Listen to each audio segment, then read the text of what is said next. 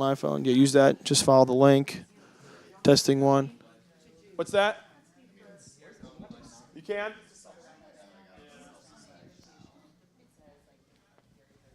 You can hear it?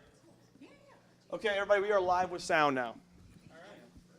So, please hold your secrets. You want to keep it up here? I need you to do the mic one more time. Copy. Testing one, testing two. Testing one, testing two. Cool. Testing one, testing two. Yep, switching mics. Copy that. And you out there, please. Testing. Testing one, testing two. Testing one, test one, two, test three, test four. It sounds great, man, on the live stream. Test one. And it's like a 2-second delay, which is fantastic. Copy. Test one, test two, test one. Actually, Kristen, will you grab one of these, please? Let's talk at the same time. All right, and we're over talking each other. We're excited about the live stream today. Live stream, yeah. So with our panelists here, Kristen Evans. Our panelists are arriving. Sounds great, man. Our panelists are arriving. Yep, copy that. And we're here at William Morris today. Yeah, in Super Beverly excited Hills, to hear the panelists. Los Angeles. Yeah, let's give it up for Christine. Sounds awesome, man. Great job, Maj. Great job. Do you want to turn them off? They do like 16-hour battery life, right?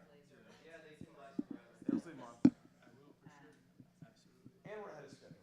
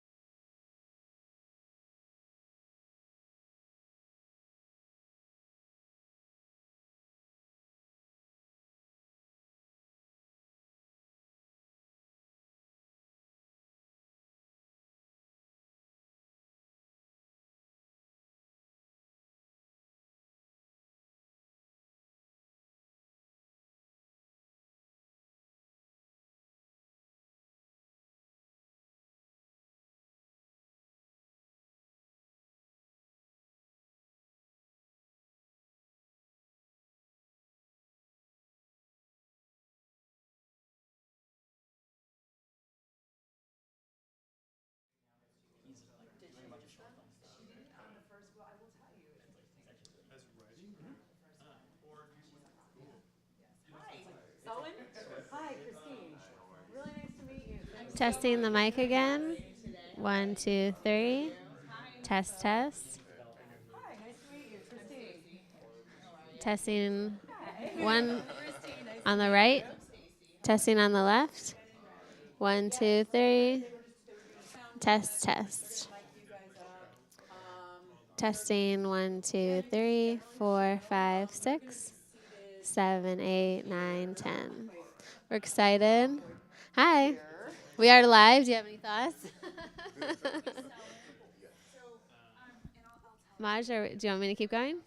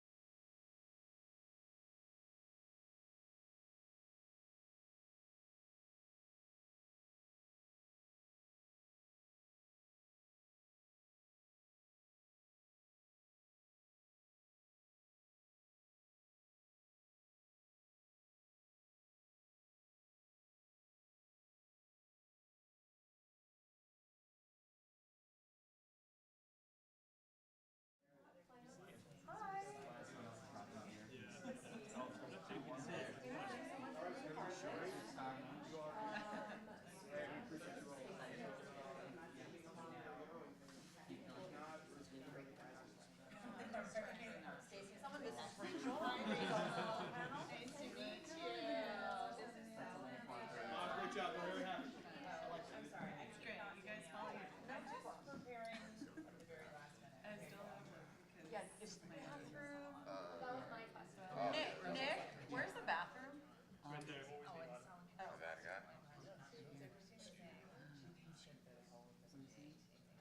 I'll get like undergrads. Wow, nice to see you. You look very. I'm happy to switch them if you want to forward them all. So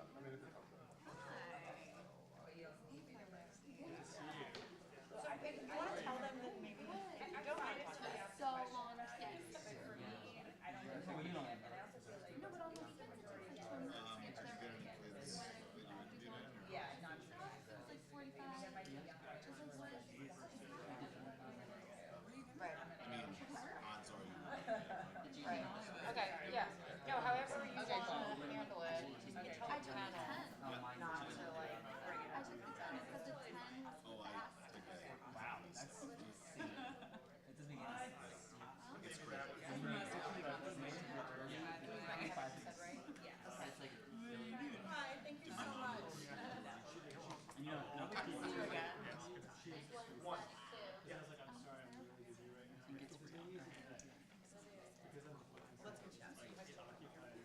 Totally. So I I get it. You know, I want to make sure that I You're wearing take it seriously. still done. Yeah. I got it. Oh, yeah.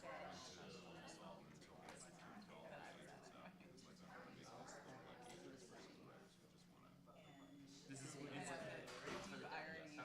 this is amazing. I'm relishing in this. I love it so much. Yeah.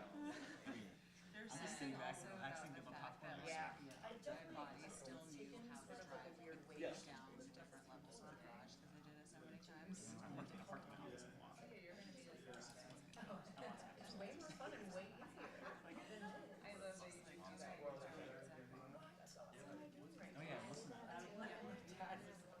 Every like weird turn, I validate you here. It's a surreal experience. I mean, yeah, that sounds like something. But I can't. I don't have a car. So I got.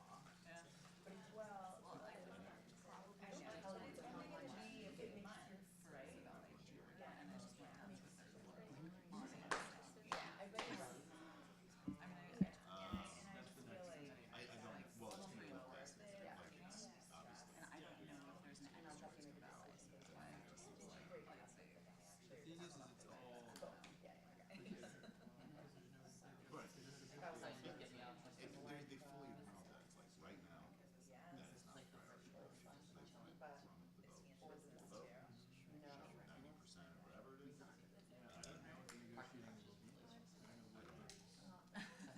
Well,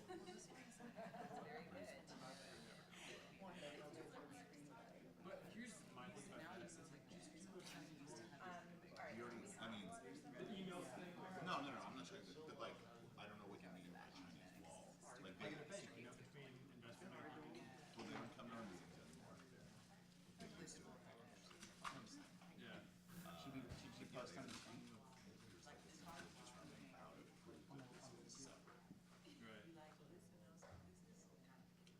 So maybe that will get adjudicated first. That I'm okay. As long as there's that sufficient, it's like whatever. I think those are very good too. I Dude, think they need to they're- chill. Yeah,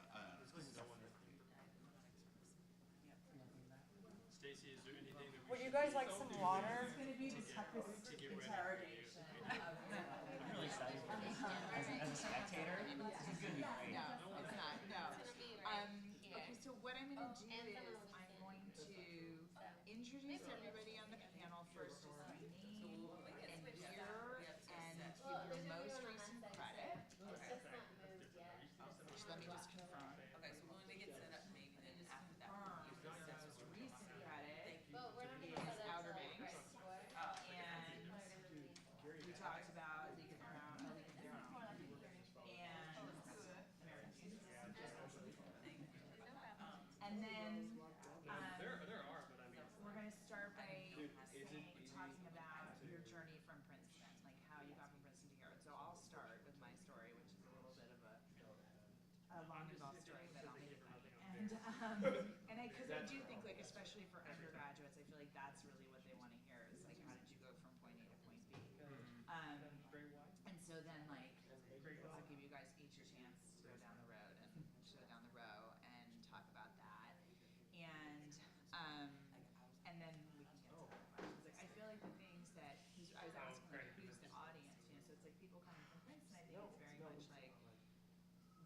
Well, that is route true. do you want Yeah. to take, I will you say know? And like I feel like there are sort of three routes to becoming a TV writer, and one of them is being an assistant. We can talk about that. You can talk about that. And I often talk about like, and we've talked about this, like what are the necessary components when you're being an assistant to get you that next thing or whatever. And is it worth it to come out and be an assistant at an agency for a year? Like I'm thinking of all the questions that I get, you know, and then like, is it worth it to shoot my own material? Like, do you think I should shoot a short or a web series, or you know, now that that's so easy and that kind of thing. And then we can get into more conversations about actual writing and how you're pick your projects that are inspired. You'll have a lot to say about that. You've had a good journey reading your bio. Yeah. Not a straight line. Definitely not. Which is exciting. Yeah. Well, first it wasn't a straight line to me either. Okay, really? Well, that's a good thing to hear about. That's a good thing to hear about. But we don't see the people in the Lewis Center. They see us, but we don't see them. Okay. This is like cable news, you guys. So Nick will be calling out the questions from them. Okay, great. If you want to repeat the questions so Okay. everyone can hear it in the room. It Okay, might be cool. useful. Okay, great. Okay, great. Okay. Are we going to be on monitor? Let's see what the shot looks like. Yeah, I can show you guys the image of the. I can bring it up. That'd be great. Yeah. Outside our Great. lines. Okay. No one's coming across. It's your mark. So whatever happened with your piles? I didn't really check writing. That one I did. Yeah. And then it ended up being good because when it I would have gone sooner, but there we were able to split up, which is so nice. You time it. Miraculous. How did you It's my guys? favorite. This is something we should check out. Yeah, for sure. Having a partner or not. I'll say, if you were married to the Just walking through it. At the delay? Yeah. it's delay. but, and for features, it's okay. What I wanted to do was write a movie with some best friends. I'm being steps. I put over to writing I think they're awesome. Like, I can't. I visited them on my way back. For the mic? is it just those two? No, I thought there were. I think there's wireless. it's been nice. Yes. It was like 3-4 years ago. It's like, are you gonna have? You're gonna have this on or something. Yeah, they wanted individual. All the times. You should. I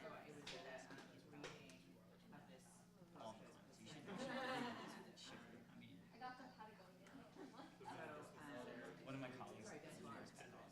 Oh, yeah. So Princeton didn't go for the wireless mic, for the on-person mic quote, so those are the mics. So you guys are going to pass them up and down. You know, they're really hurting for money right now.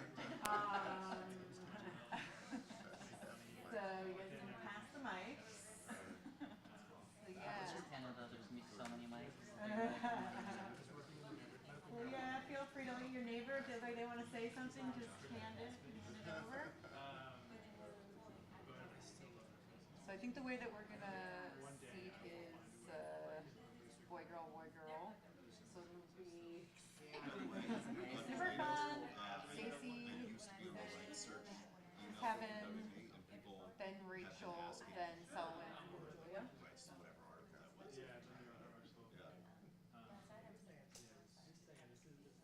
Yeah, thanks so much again.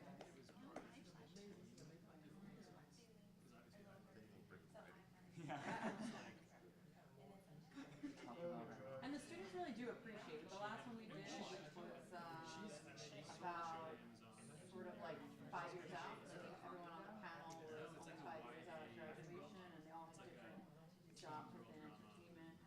And we got really great feedback from it. All the students really enjoyed it. They asked questions. It's anyone that wants to come, so it's predominantly people that are looking to, after graduation, move out here and get involved in entertainment in lots of capacities, so whether it's business of entertainment, actors, performers, writers. But yeah, really like any major though, like kids will be there from all different disciplines.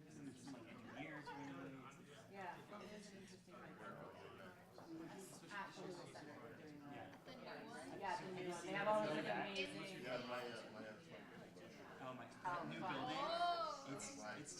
Yeah, why is this? Why was this not here when I was They here? probably, when did they finish? Like 2 years after me? Yeah, like literally like 2 weeks. It was like freshman year. yeah, we did 2014 and I never went back. I timed it so poorly. Like, this isn't even fair. Yeah. It's so poorly. Not even fair.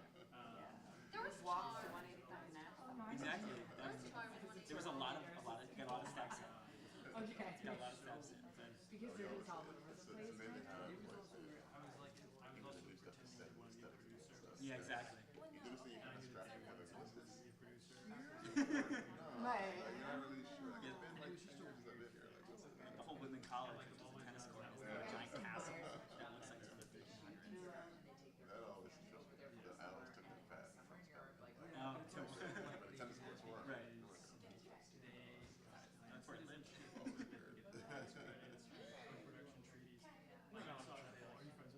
I mean, My brother killed a duck on the highway. It got trapped in the grill of his car.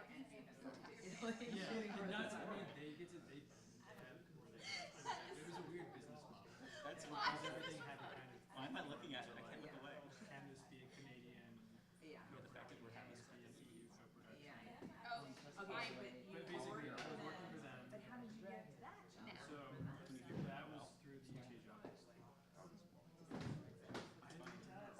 But I think that because I tried to play high school stuff How many people are listening or watching? and I got like 800 resumes. But basically, I was working for Gene. Nice. And the girl from the company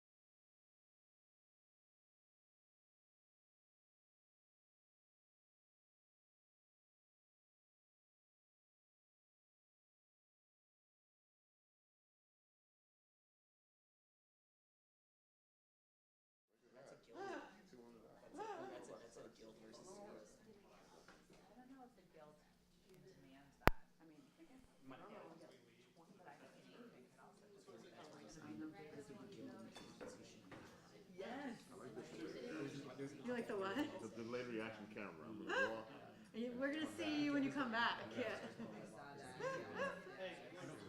You're a white male right now, actually. now you just turned into yourself. I could not even really understand it. And people are going like, they're getting the metaphor wrong.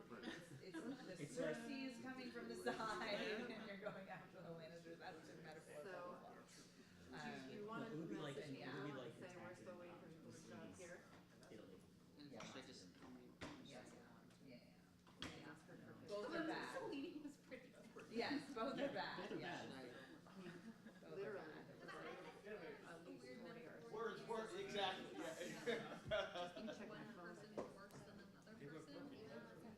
But if you want their help, Kristen, you have an iPhone charger? it's the Game of Thrones method.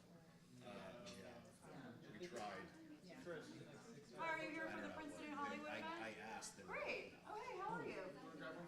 Good. Yeah. Feel free to just take a seat. Yeah. Hi, Adam. Yeah. Observing is here. The panel's up there. Feel free to observe up close. Hi, are you here for the PA? So many conflicts in the house. It's just which of Oh, it's Maj. panel about writers. Testing.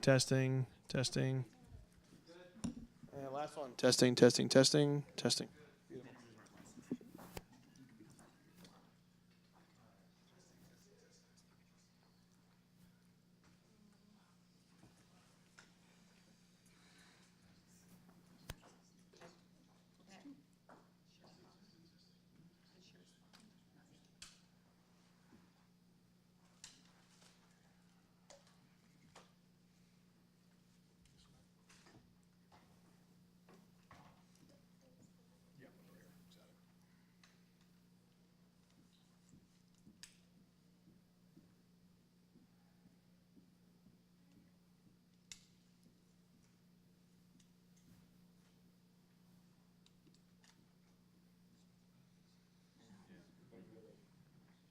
Hi. Feel free to just take a seat on either side. Maybe on that side would be great. Oh, it's right in there. Okay. Good. Busy.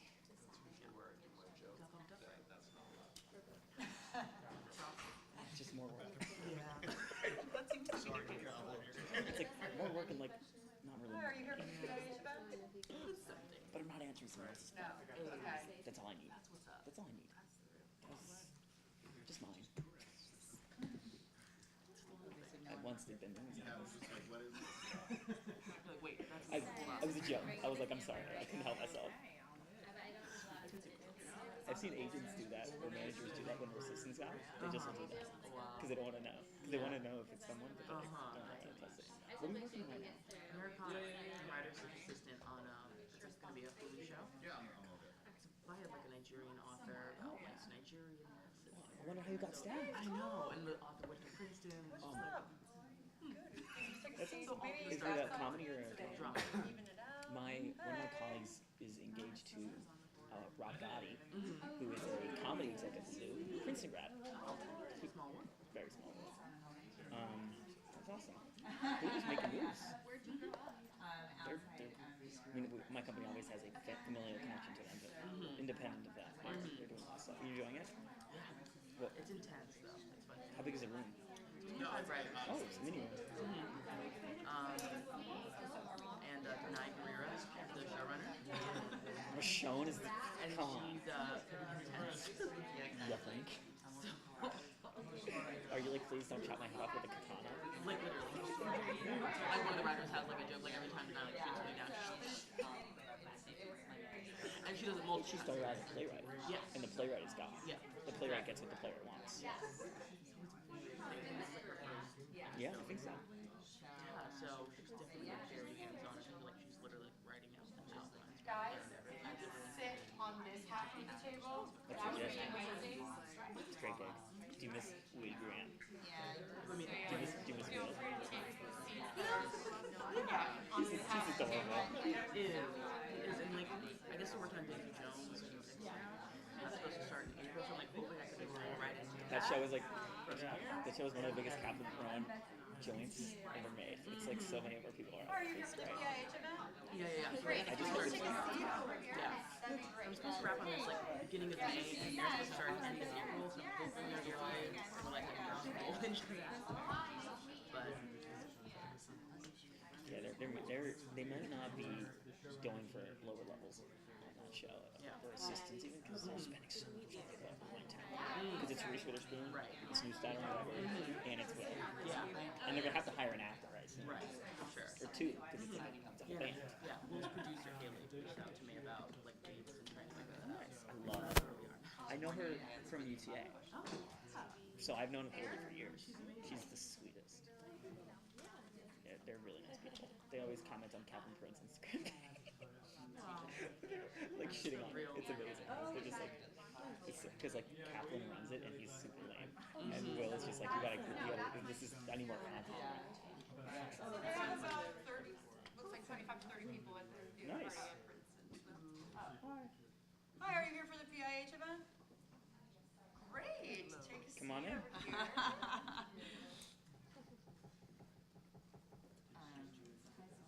Did you want us to sit down, Christine? Did you want us to sit down? I feel like wait another like few minutes and we'll have you all sit. We have people coming in now.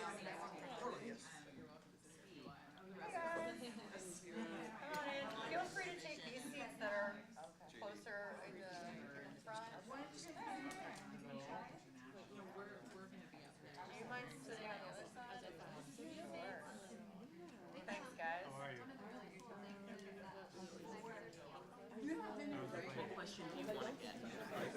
Hasn't been in your brain. I'm on the panel. I don't write. Right. Let's be clear. Let's be clear. I talk on the phone and I send emails. So many things. That's what I do for you. I'm just going from another network event, not right at the space on the To save my life.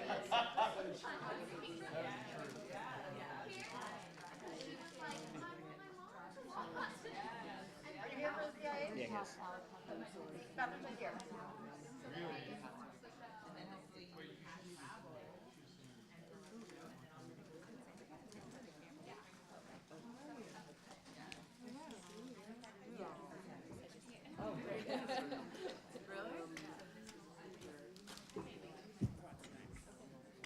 Monday morning thing. Yeah, this is where they had the whole shebang.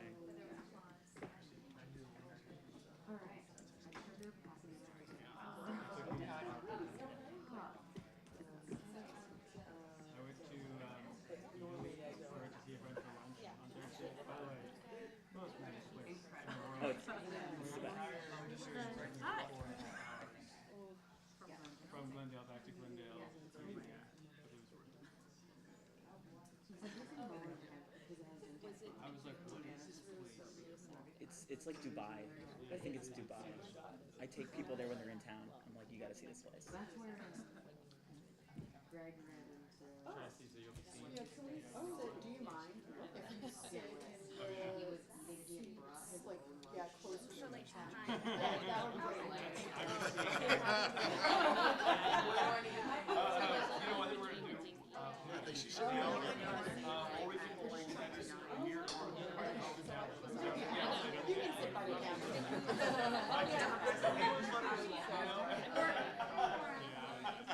Can you hold? Yeah, Chris, let's get these two chairs over here. Basically this top back. Yeah. Sorry. Do Just want you need me to, do you need me to? the audience in frame. Spencer, so you want people in the frame? No, we don't want, he wants it wide open. So anybody past this dot is a no. Okay, so they're good. I know, right? All right. So we have panelists. If you guys want to take your seats, that would be great. Do you have an order that you want? So, yeah, why don't you sit here, Kevin? Then we'll put Rachel and Selwyn and Julia, and Stacy will sit at the front. And then do we use the Yes, in order for you to pick that. but then we pass it to So yeah, one will be for you, and then this one will be passed amongst us. Okay, everybody. So, maybe I should use one first. Okay. Okay, well, hi everybody at the Lewis Center. It's good to see you. Thanks so much for spending your Saturday with us at Princeton in Hollywood. So yeah, thanks so much for supporting. We like to be able to put on these great events. Today we have some amazing panelists that are all writers. So for anybody looking to get into a writing career or trying to figure out whether or not they want to move to Hollywood after graduation, this is definitely a great panel to ask some questions to and to get some really good advice. But before we get to the panel, I'd just like to say this is my last time running a Princeton in Hollywood event, so I'd like to introduce you to the new head of the speaker series, Nick Ellis. Hello, everyone. I was actually a Lewis Center grad not so long ago. So there's a lot of actually cool things that will be unfolding this year, one of which, in addition to the speaker series, is a mentorship program. So if you're a graduating senior this year, or if you're in the recent 5 years out, please give me your email address. I'll keep you abreast of what's happening, and I'll be giving my email address on the chat for this panel. So more exciting things to come. Without further ado, let me introduce the moderator, Stacy Rukeyser. She's the exec producer and former showrunner of Unreal, an Emmy-nominated series, and a Peabody Award winner, the great class of '91, all around amazing. Here she is. Thank you so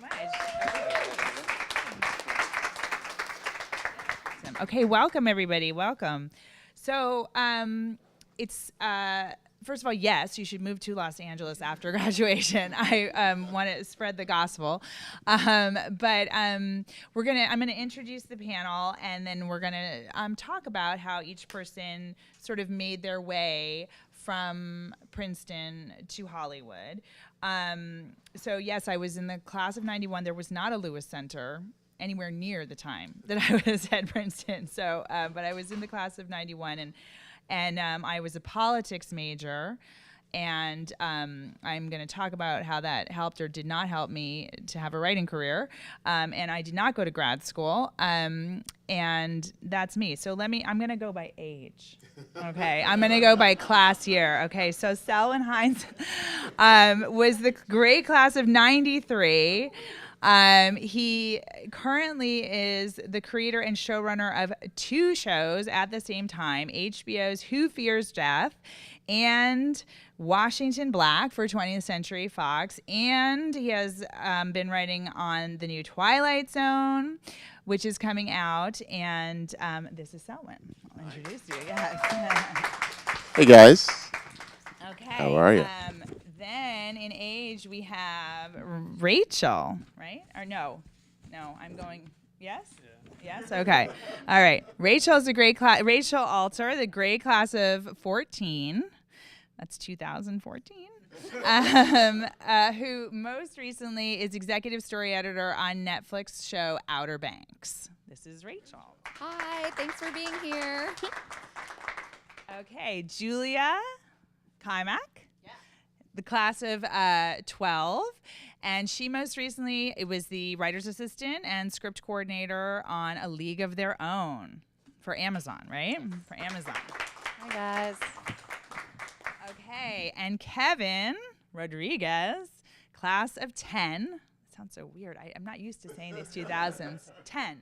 All right, most recently was a co-producer on American Jesus for Netflix. This is Kevin. So I'm going to ask everybody to, like I said, to tell their story about how they came from Princeton to Hollywood. And I'll just tell you my story. So I was a politics major. I thought that I was going to be in the Foreign Service or that I was going to be a criminal defense attorney. I was always doing theater at Princeton. I was in Triangle. I was in theater on team. I was always doing it during the summers, and I just thought, this is so much more fun than my politics classes. But I really didn't think that there was a career in that, and there was not a program at Princeton like there is now. And so it wasn't even real to me that there was a thing called being a television writer. So But at a certain point, my junior papers, the first junior paper was straight politics. The second one was about Václav Havel, who was the Czech president, who was a playwright. And so I was sort of like leaning over towards drama. And then I wrote my senior thesis about using drama as a political medium. And so I was really sort of leaning that way. And then, but I was an actress, like in these plays and stuff. And so I went. After graduation, I decided to be an actress, and I had to break that to my father that I was going to acting school and not going to law school. And so I did a 2-year conservatory program in New York at the William Esper Studio, and where they tell you not to go on auditions to learn what the hell you're doing first, which I can talk about whether or not that's the right advice. And then I stayed in New York, and I did some really wonderful theater there.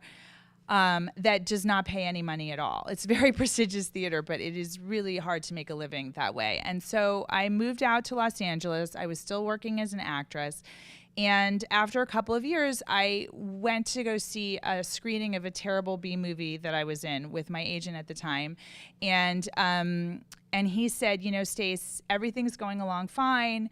You're booking jobs, which was frankly generous because I wasn't booking that many jobs. But he said, nothing's really changing. We need to do something to make it change. Have you ever thought of writing anything? And I said, well, actually, yes. And I did at the time. This is a longer story, but I had an idea for a feature that was based on a book. And I pitched it out to him. And he said, oh, that's great. That's great. Just write it. Even if it's shitty, just write it. Which I really think was great advice because it did give me such freedom to just sort of give it a shot. And then he was a total agent because he said, just take 2 weeks and write it. And so it did not, in fact, just take 2 weeks.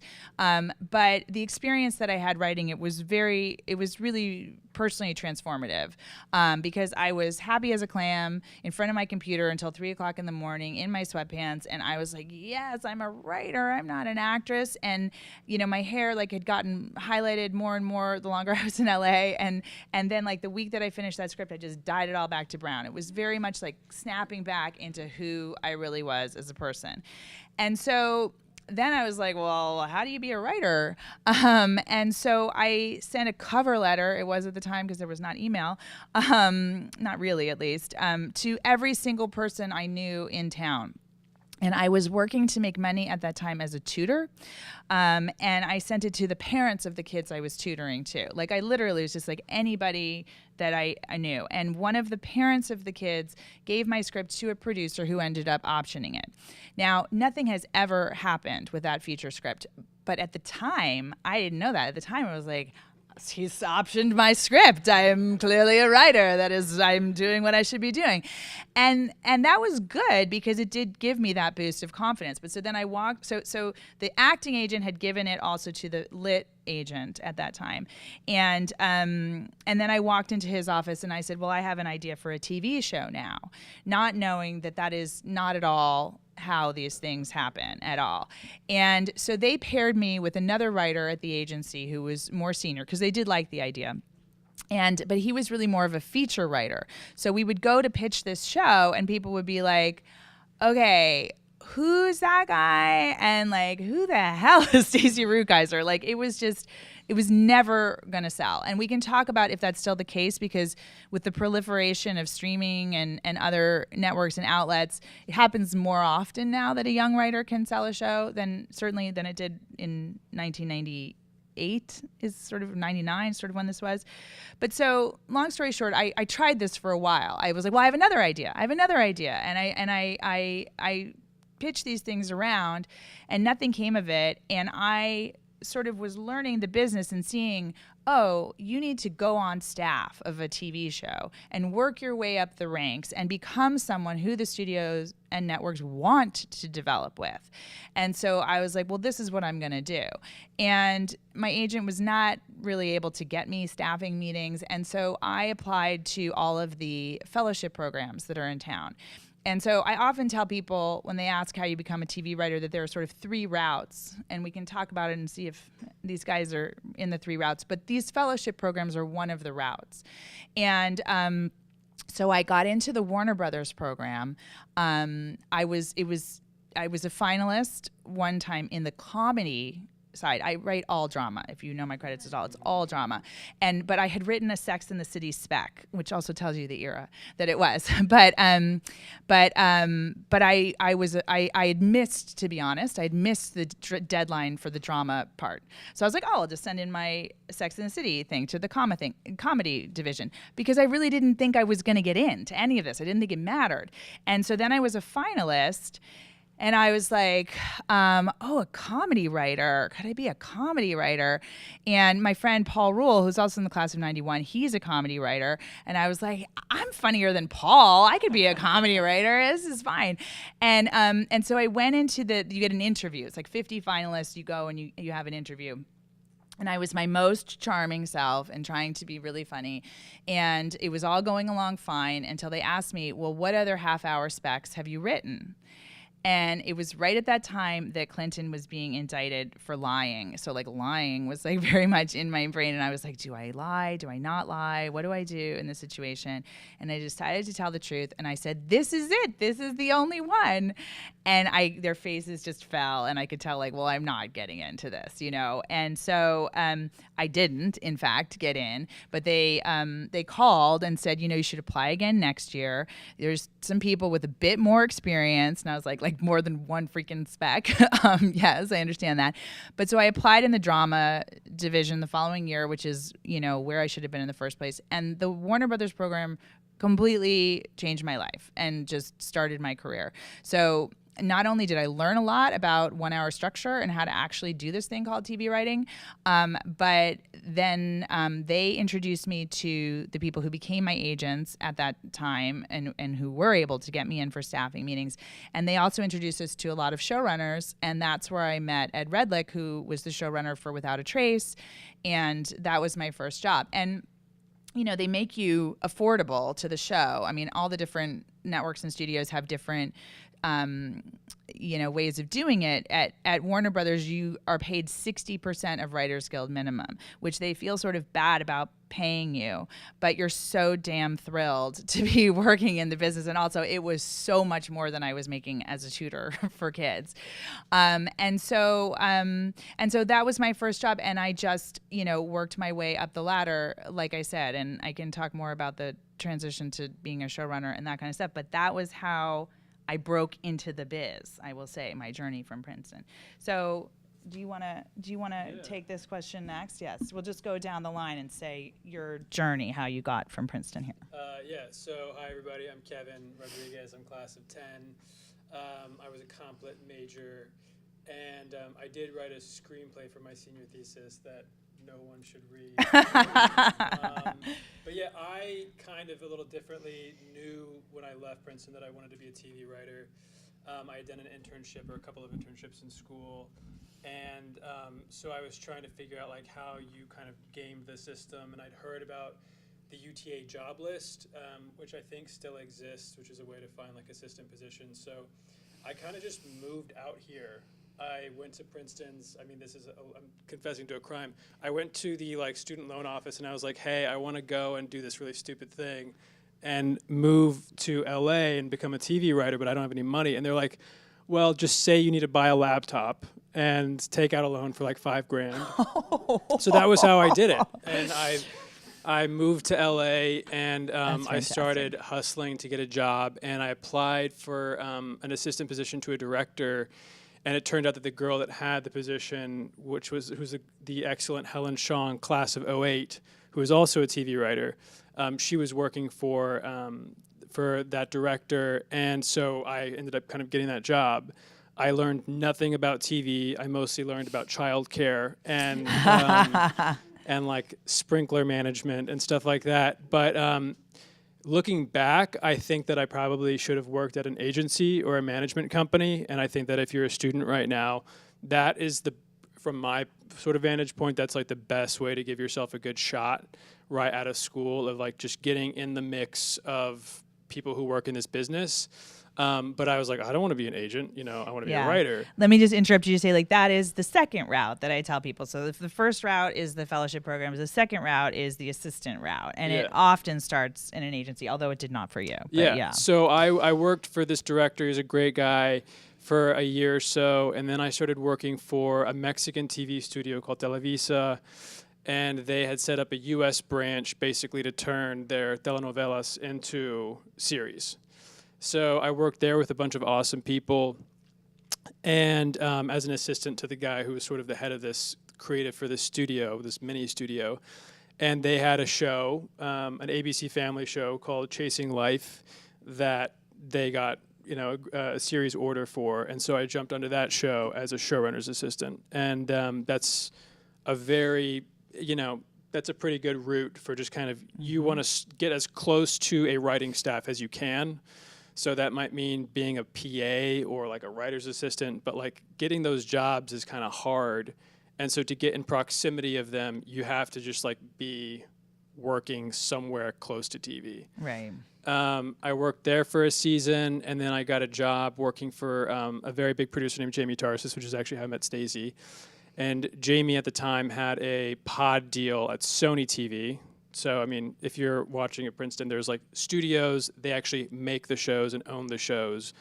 And traditionally, they license those to networks or distributors. And I wrote a script, which was actually about James Hogue, who was the Princeton con artist back in the 80s. And Sony bought that script. And I wrote that with a buddy of mine.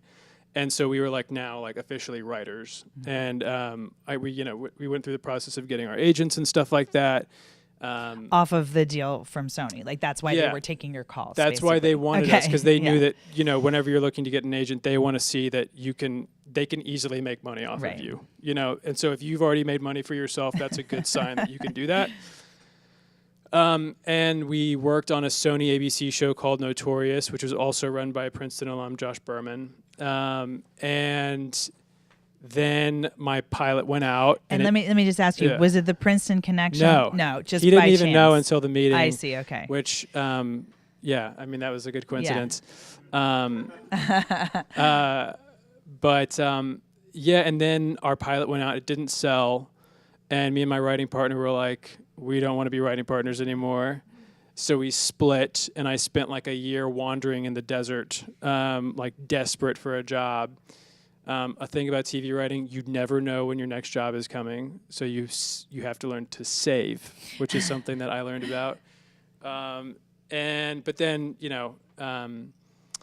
I kind of got I wrote a podcast just to kind of like try something new, a narrative podcast, which is coming out on NPR soon.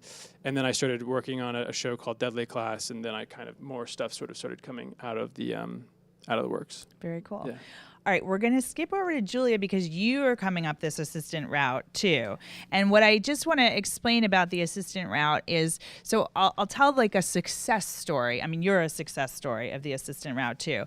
But another one on Unreal. So we had a woman named Ashley Sims who was our writer's PA. So there are about 3 or 4 different kinds of assistants who are on a show. You have a writer's PA who, frankly, their job is to get the writer's lunch, okay, and to make sure that there are snacks in the kitchen, Xerox scripts when they come out. I mean, it's really, any of these jobs are going to be so far below your level of capabilities. Like, you just have to just accept that at this point. And Ashley, in fact, had an MFA from NYU in screenwriting. So she was vastly overqualified for this job.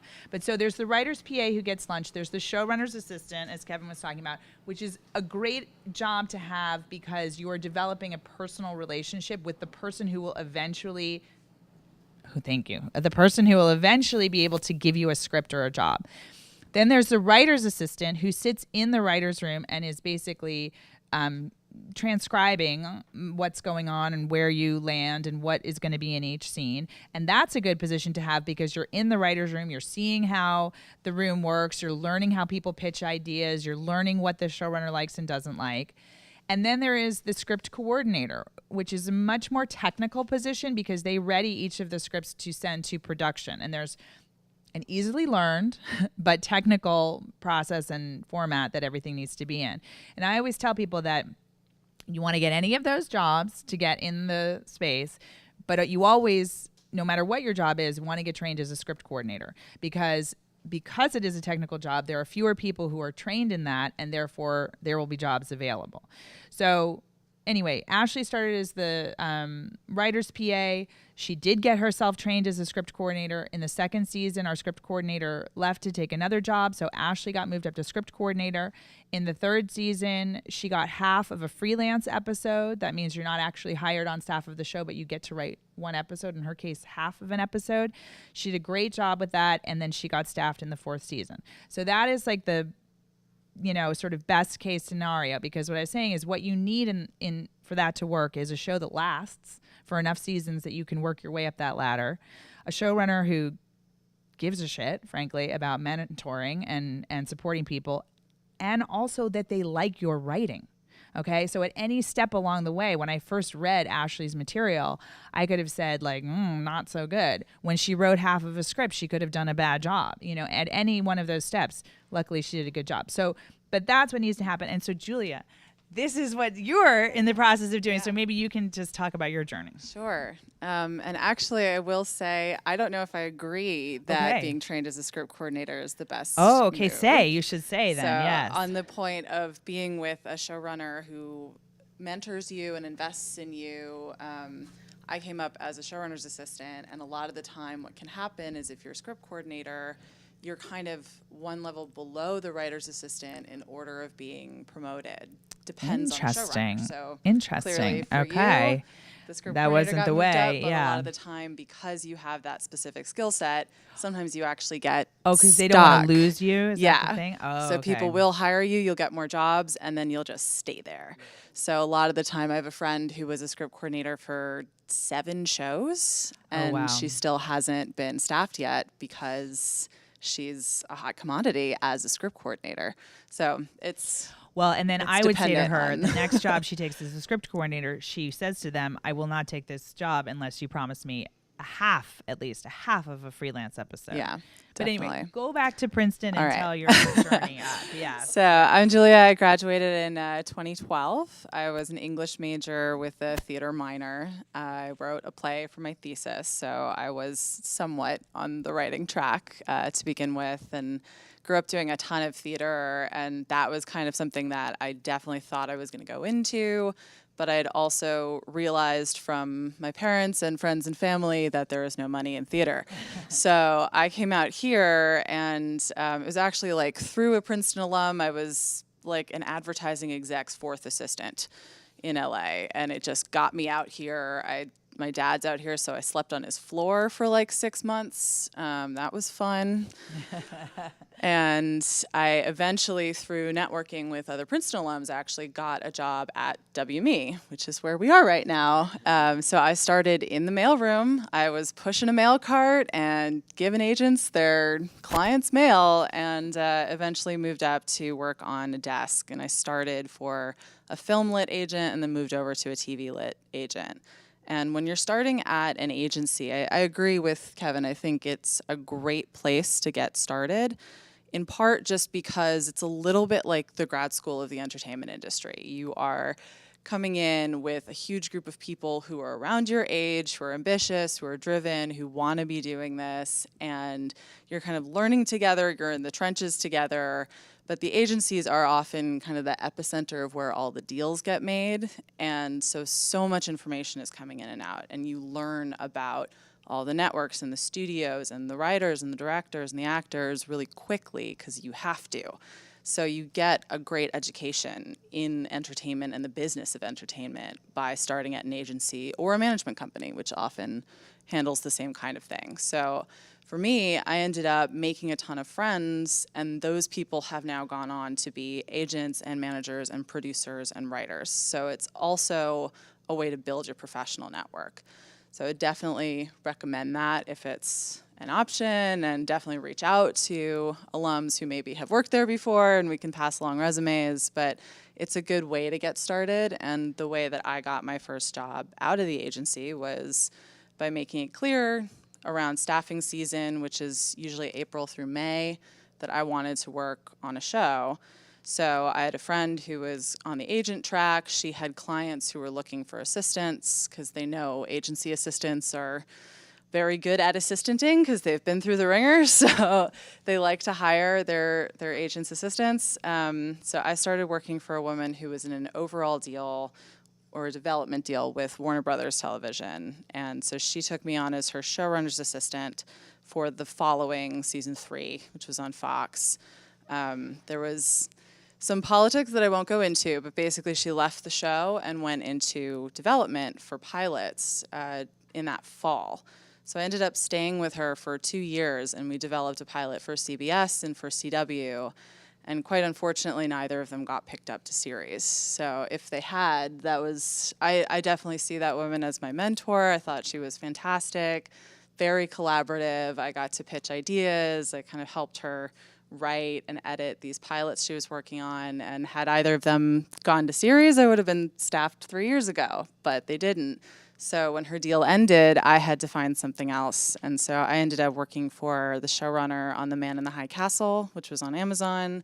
When that season ended, yet again, had to look for something else because that's the nature of this business. So I ended up going on to Mozart in the Jungle. And the one benefit actually of being the showrunner's assistant on something is that you're pretty much with them from start to finish of the process. So from when the room opens all the way through post-production, you get to stay on when everybody else is wrapped up after the writer's room is done. And this was also a showrunner who liked to be on set. So I was fortunate enough that we got to go to New York for most of the summer, and then we went to Japan for a month. So I was on set with him the whole time, kind of learning about how production works, learning about how writing, fixing things in the moment, that whole process that I hadn't really gotten that hands-on experience before, which was really great. So I came off of that when we finished post. He had started his own production company, and I got to stay with him. So I did some development work for a few months, and then he had A League of Their Own go, and he bumped me up to writer's assistant on that. So that was the last thing I worked on. We wrote a whole season last summer. Then Amazon kind of turned around and decided they only wanted a pilot of it, so it kind of got pushed down the road. And so I've been waiting for my next job in the meantime. So that's kind of been how I ended up here. Very good, very good. Which I know is coming, your next job. Okay, Yeah. so Rachel, let's go back in the line and you can talk about your journey from Princeton to here. Hi, everyone. I'm Rachel. I graduated in 2014, and I was an English major with a minor in theater. And I always loved playwriting. That was my focus in theater. I took Bob Sandberg's class freshman year. He was my thesis advisor senior year. I wrote a play for my thesis that the Lewis Center, the old Lewis Center, 185, produced. But I was always obsessed with TV. I just didn't ever think about the fact that you could actually work in TV, but I definitely binge watched before binge watching was sexy. I own the box set of all 10 seasons of Friends and used to just put one DVD in at a time and let it go.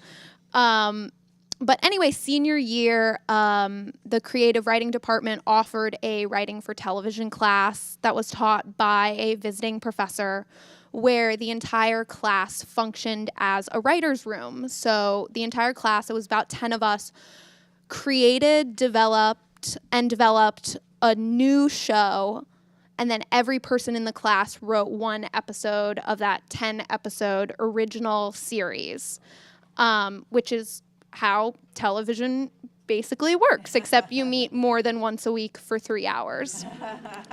And I loved that. I'd always loved writing, but writing is very solitary, and a lot of the time it's like you alone in a room with your demons. But when it's writing for television, you know, you in a room with everyone and their demons, like that's more of a party, less of a sad fest. And so it was everything I loved about theater, and the collaborative experience of putting together a show had been brought to the writing process. So in my mind, I decided I want to be a TV writer. This is the two biggest loves in my life coming together. So I decided that, and then promptly moved to rural Thailand. After graduating on a Princeton in Asia fellowship. And if anyone is thinking about that, do it. The sort of like solid, straight life path and like career that you think you want to have can totally wait. So I moved to rural Thailand to work as an English teacher, and I had a lot of free time. The government has some censorships on the internet there. I couldn't watch that much TV. Sometimes hot water wasn't available, but every day, pretty much after 3 o'clock when school ended, I went to my favorite cafe and I ordered myself a smoothie, which was it was a luxury because it was like $3, and I only made $750 a month as a fellow. And I opened my computer and I got on the Wi-Fi and I wrote. And so when I finished my fellowship, I moved home, which is New York. I moved home to New York. I really wanted to see my family. I had this pilot I'd written, and I knew one person in Hollywood who was my professor from Princeton. And I sent him an email. And who was that? Who was the professor? Lawrence Connor. Okay. That's a good professor. And so I sent him an email saying, "Hi, I am in town. I need advice. I would like to be a writer. How do you become a writer?" I didn't know about fellowships or agency assistants. I didn't know anything. So we met for lunch in the Village, and he said, "I really don't know anything about you. I've only ever read your work for class. I don't know what your voice is or what your point of view is. So why don't you send me something that you've written, and then I can figure out what your style is and maybe help you figure out like what the best path for you is." So I sent him this pilot I'd written, and my mom helped me edit it for typos. Thank you. And I heard nothing. And I was like, well, this is how it goes. And I got a job as a tutor, and I started training for that. And then months later, I got this email back from him. "Hi, I liked your script. I passed it on to a friend who's producing a miniseries at HBO. He'd like you to come in for an interview." And I was like, what? And I went in for an interview, and I got the job, and I ended up freelancing an episode of this HBO miniseries, which, as you Well, you should say what it is and who was his friends. So this was a miniseries for David Chase called Ribbon of Dreams, and like a lot of things, never came out, which is very common in Hollywood, but they will pay you for things that don't get made, which is great because it allows you to pay your rent. So I went in, I got that job, and that sort of started my career in Hollywood. Yeah, good. And I want you to keep going. I just want to interrupt and say, so the fact that he said, "Send me your script and let me read your script," is so nice, right? Like, because that is really hard to get somebody to read your script. And we can talk about that. Like, are there ways to get somebody to read your script? Clearly you delivered when he, it was obviously a great script. But also that is, I think, one thing that we all have to learn when we come out here too, is that it's going to take a lot longer than you think for them to get back to you, if they do get back to you at all. And so I think that, we all have to be realistic about the time period and the long haul. And even though things have happened quickly for you, it's just, I think that's a good lesson for people. I do think, though, if you do come out here and you're working as an assistant or even a tutor, you're going to meet people in the industry. This is very much an industry town in a way other cities in America aren't. And so if you want to be a writer, you need to write so that when the moment happens where someone does ask, "Oh, I'd love to read your stuff," you can send something. And I think something I witnessed in one of my previous writers' rooms is our executive producer came into the room one day before work had started, and I was sitting there going over my notes, and all three of our assistants were there: our writer's PA, our writer's assistant, and our showrunner's assistant. And the executive producer started a conversation with the three of them, asking what they were doing here. "Do you want to be writers? Are you here because you don't know what you want to do with your life? Like, why are you here in this room?" And they all said, "We want to be writers." And he said, "Great, well, send me your stuff, I'll read it." 2 weeks later, I was in his office chatting with him, and he said, "Oh, I recommended Kendra to Michael for season 2. Kendra was our showrunner's assistant, and she, that night, had emailed him her script, and the other two hadn't. No, you got to act fast. Most people don't act fast on the reading of it, but he clearly did. But yeah, that's crazy time. That's self-sabotage by those people. Yeah. They didn't send it because they hadn't. I asked. They weren't ready. They weren't ready. And Kendra was really ready for her moment. And unfortunately, that show didn't go to season 1. Right. But that doesn't matter. But that doesn't matter. Yeah. And Kendra has another job and she's working. Yeah. And so go back. So you went to work for David Chase. Yes. And was that an amazing experience? Yes, it was a great experience. And then what happened after it didn't go? So through working with David, I had the similar experience to what Kevin had, is I got hooked up with an agent. Agents are like God. They help those who help themselves. So if you're bringing in work, they want to work for you. Right. So I got hooked up with an agent, and then the show didn't go, and then nothing happened. I had about a 9-month hiatus, and I was like, oh my God, it's like starting from square one.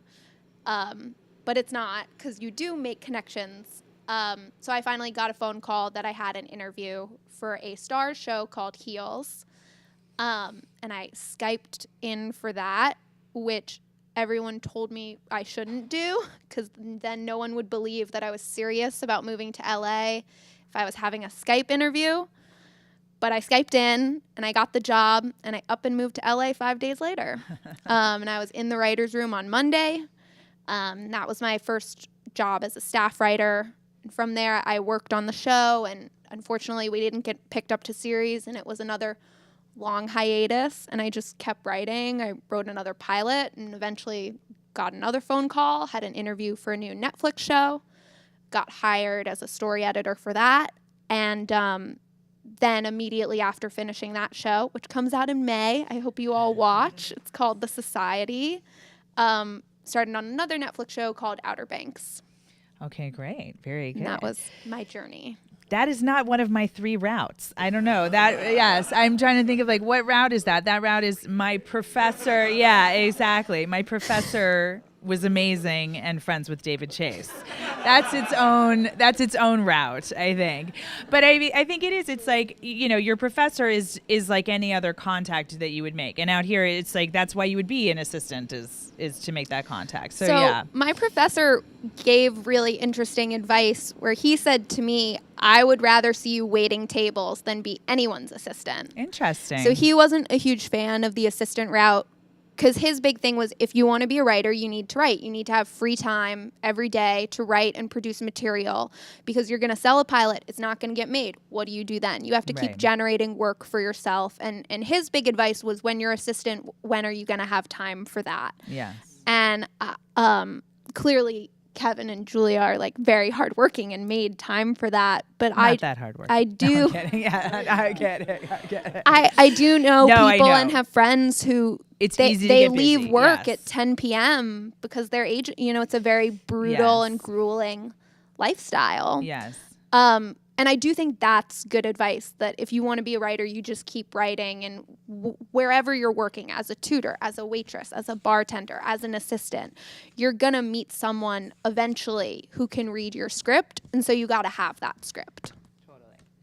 All right, so Selwyn, along with not one of my 3 routes, I think is you. So why don't you give your journey from Princeton here? My journey. Well, my 25th was last year, so my journey's been a while. But it's an interesting one. So yeah, it's a little unorthodox. So to some degree, you're going to have to make your best. That DNA of that thing might make sense for my life. So take what you can of it. And I'm just going to try to give the plot points so we're not talking through 25 years of work. There's 2 big plot points that happened for me at Princeton, and they both coincide with me taking 2 years off of school. So I had that kind of route through school. The first one comes about freshman year because I am a Caribbean kid. And like all Caribbean kids, I grew up with 2 options in life. I could either be a doctor or a lawyer. There was no choice to be anything else. And I'd also been a reader, more importantly, and a writer almost my entire life. I think I wrote my first short story at 8 or 9. About vampires taking over a ship, and the teacher called my mother that night and says, "What is wrong with your son?" So I was that kind of kid, reading Chris Claremont X-Men at 8, and I was that kind of nerdy kid. So at Princeton, I have this existentialist crisis because I love, my freshman year, I'm choreographing for Body Hype. I'm dancing on Club MTV. I'm doing oral poetry. I'm going to New Eurekan's Cafe twice a week to do poetry. I was completely into the arts, and also like taking over like the president's office every now and again. Just some politics stuff. Writing for Nassau Weekly, The Vigil. So like that was my life, right? And then it was this medical thing. So I said, you know what? I'm gonna go sit in an orgo class. Just, you have to take, I don't know if you still have to do that. You had to take, organic chemistry if you had intention of being a doctor. So I go, and it was a sophomore class. I go, and I sit in this orgo class, and I go, oh, hell no. Hell no. I can't do this. But that's just sort of half the battle. That's sort of like, okay, I don't think I want to go that path. Fast forward to the end of freshman year, and I'd had such an amazing freshman year. My daughter's about to be a freshman, so I tell her these stories gingerly. At Princeton? She didn't. Too many reunions. Okay, Not good. Go to so I had a year of life, a year of living, a year of growing. What I did not do was go to precept too often and turn in papers too often. So for the first time in my life, I get grades that are not straight A's, which is a huge problem for my family. Yeah. So, quick cut, I'm in Times Square. The old Times Square. This is 1990. And I'm on a payphone, and my mom is saying, "You're transferring because this is not acceptable." And I say, infamous words, "I'm 19. You can't tell me what to do." Wow. I hang the phone up, and I turn around. There's a sign that says, "Need money for college, enlist," and I walk right in and join the Army. Oh, my gosh. 3 months before Saddam invades Kuwait. Oh, my gosh. Your mom, frantically trying to reach you. Yeah, and pull she you back. flipped out. I was in Fort Jackson, South Carolina 3 months later. But I had irretrievably yanked my life from the pre-programmed plan of going to medical school. So I was sort of free-floating in the chaos. And now I needed plot point 2 to sort of give direction and form to that chaos. So I come back to school. It was great. How long were you in the Army for? A year in active duty, and came back to school the next year. A very fascinating year. We can double back and talk about that. As you, have you written about that year? It's in my book, which I'll get to great. Great. as well. So I'm back at school, and about to go into junior year, and I read this ad in the Village Voice, advertising for a minority writing fellow. And I said, let me apply this, because the Voice was my Bible then. It was everything. It was culture, it was arts, it was literature. It was just an amazing thing to read at the time. And I was a kid, in the early 90s that sort of lived and died by music and culture. Hip-hop was all I loved and all I breathed. So I get this gig, I go to this meeting, and the editor says, "You have an amazingly developed voice for someone so young," right? So I said, okay, I want to take this job. Yeah. All right, I'll be back, Princeton. So I spent a year at The Voice, and I'm 22, and I get to be the kid that writes about, Nas's first album, Biggie's first album, Wu-Tang's first album, this sort of formative stuff that was happening at the time. So I say, okay, this is what I think I want to do. And that starts career part 1 for me, which is journalism. It all comes under the rubric of storytelling, but this first part was just journalism. So I graduate, I go back to The Voice. I eventually go to a magazine called The Source, where I spent 4 years and end up becoming editor-in-chief. And it was an astonishing time. This is the late 90s.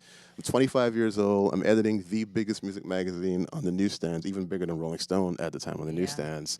We're in Morocco with Puffy at 6 a.m. with bottles of champagne, thinking life can't get any better than this, And, but it's yin and yang, because I was also out here. I was actually 4 or 5 cars behind Biggie the night he was shot here in LA. So I've sort of seen, had this very Forrest Gumpian experience in the 90s with hip hop. And, leave The Source at 28, and you have this sense of, well, damn, did I just peak? Yeah. And what made you decide to leave? Circumstances. Okay, no problem. It's always No problem. circumstances. Yep. Angry arguments with editors who are also managing rap groups. I can imagine. But that job taught me a lot about what I'm doing now, including how to be diplomatic with people. But here I am sort of floating. I end up moving through media now. I go to the internet. I start a company there for a couple of years. Then I leave there. I write 2 books. One is my memoir, which has that story about The Source. I write a book on jazz with Wynton Marsalis.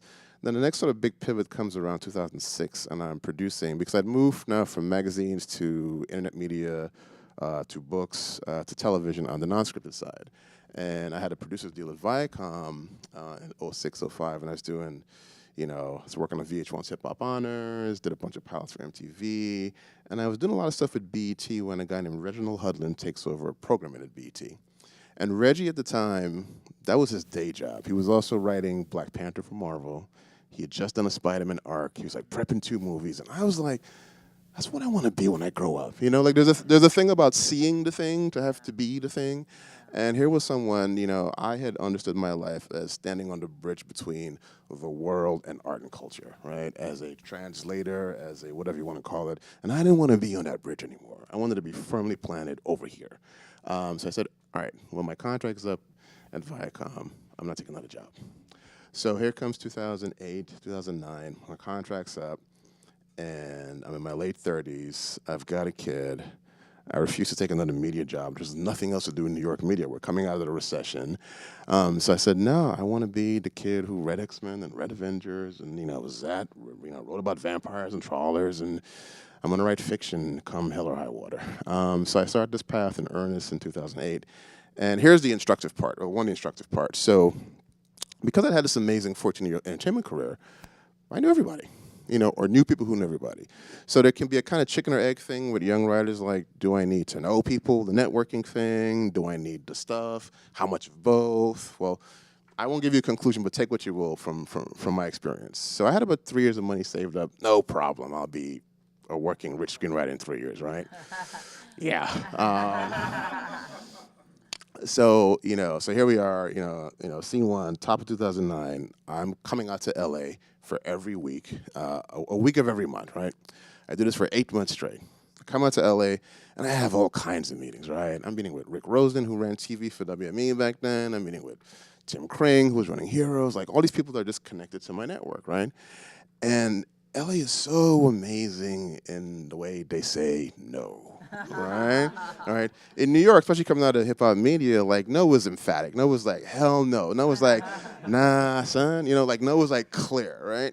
Like, you got to know in Hollywood, it's like a week later before it catches up with you, right? So I'd come here and I'd have these meetings and I'd go back on the plane and I'd feel like I was the king of the world because these people said such amazing stuff to me. And then, like, 8 months into this, I say, nothing has changed.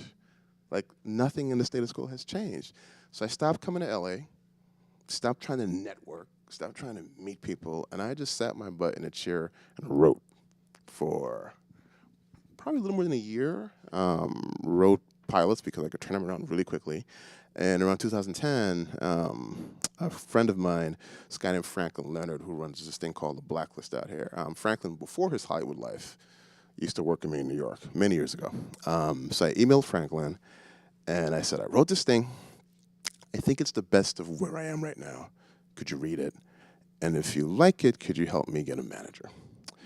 2 days later, Franklin calls me, and he's jumped steps ahead. He calls me, and he says, this guy is going to call you in a couple hours, right? So this guy calls me in a couple hours. And this guy turns out to be a guy named Jim Garaventi, who was a partner at Gotham Group. And he says, I read your stuff. I think you're brilliant. I want to manage you. And I was like, that just happened? Just like, it was so kind of anticlimactic. Jim and I spent about a year and change after that, kind of rounding my portfolio out. So wrote a couple of features, so what's the big thing we're gonna go to market with? Like, that's the thing, what's gonna introduce you to the town? And I wrote this, kid that has a lot of interest, right? But genre in particular is a big one for me. And I wrote this sort of contemporary Star Wars, I call it. And then Jim sent it out to a few agencies, and I was shocked that all these agents were now courting me, right? They were like all calling me and talking to me, and it was like really weird. So I picked my agency, and I picked these people where we're at, WME. So I said, all right, I'm 41, just signed in WME. I've got my first big spec about to hit town. I just got to move to LA. Like these preceding 3 years, I'm in New York. I'm lucky that my father lives in LA. So I was like, I have a couch in my dad's house. So all the pride, all the ego, all the everything, stick it in a box and just go. Because I'm not just 23 post-grad. I'm in my 40s with a kid coming off a hugely successful career, right? Completely starting over. Get out here. My spec goes to all the big producers and studios in town and does not sell. Probably the best thing that ever happened to me, because I would have been so unprepared for that life in that world. But it's kind of hilarious, right? It doesn't sell. I never see my senior WME agent again. And this was a feature, or was it was a the pilot? feature. It This was the feature. Okay. Because the other thing I said, which brings us tangential to what we're talking about.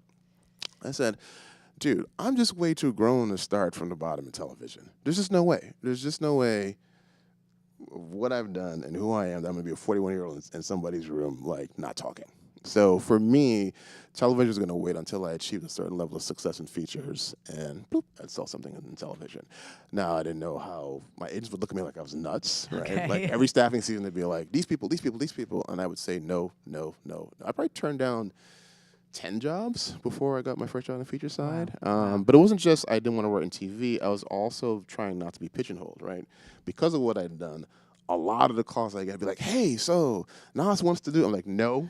So the new Wu-Tang, no. I was getting a lot of sort of like hip-hop music focused stuff. And so sort of defining for yourself who you want to be was an early lesson to learn.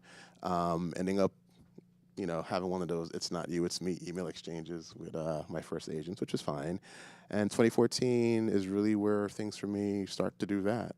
I signed with a smaller boutique agency. I get my first 2 studio jobs. My first TV job comes in 20. So the first job that you got then was writing a movie for a studio that they had the idea for, or you pitched? Okay. So to dig into more detail, the first job I got was a rewrite job for River Road financiers, and it comes through meeting. So there's a thing when you guys do successfully come and get signed, they send you on this water bottle tour, as they call it, right? But here's the thing, and I think someone said this place is just like high school or maybe college. Like, it's very network based and very keep the relationships and treasure the relationships and nurture relationships, because many of the people on my first water bottle tour are producers that I work with to this day, some of whom are way junior than they are now. So my first film comes about from a sequence of relationships in there. The second big thing I do is I get into the Lionsgate Writers Program, which they only did for 1 year, but ended up writing 2 features for them that are going to production during that time.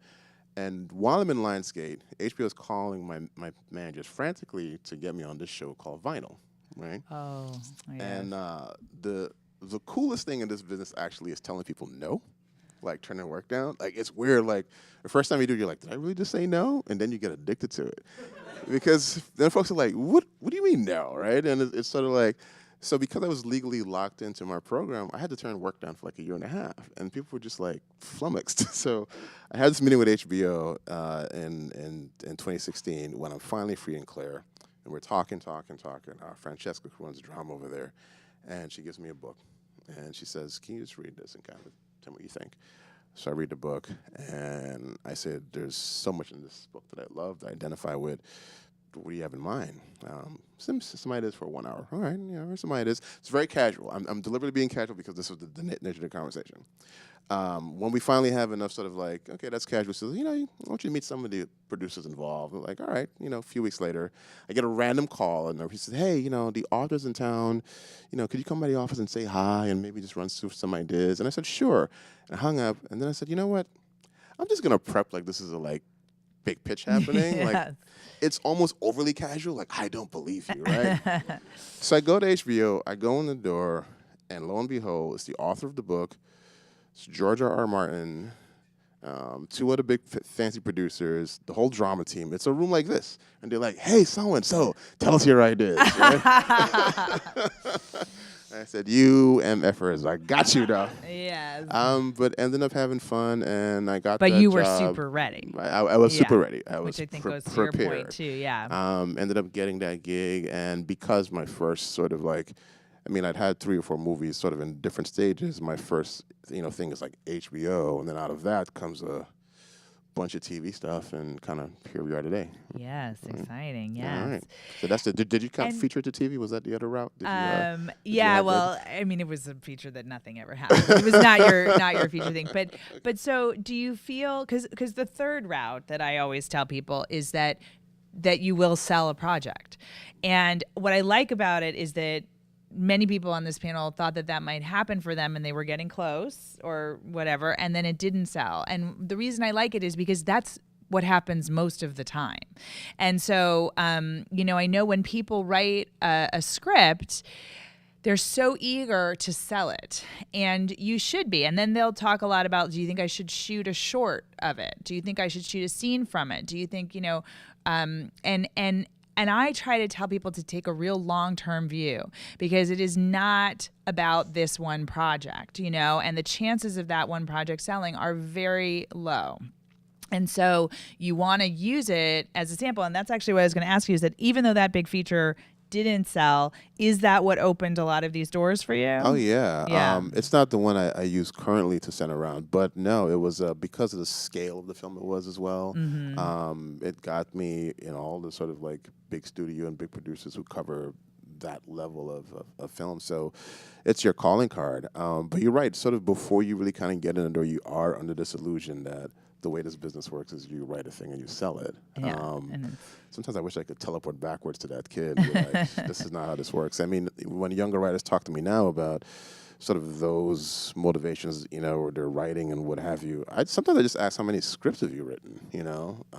And I'll be like, no, you're not selling your first, second, third, fourth, fifth. It's just not happening. I'm like, you're not even good yet, right? Like, I'm like, are you 50 plus scripts in? I'm like, trust me, you're not good yet. Yeah. And when you get to that point, you'd be like, oh my God, what was I thinking? You know, Yeah. it's just a craft that it just repetition and time just really what does it. Well, it does also bring up the question of what should you write? So what should you have in your arsenal? So I want to sort of like go down the line and talk about that, because what's common or trendy, whatever you want to say, in Hollywood these days is that no one is writing spec scripts anymore. Like when I was saying I had a spec of Sex and the City or I had a spec Law and Order, I really love reading spec scripts still, because to me that is so much of what the job is can you match the voice of this creator?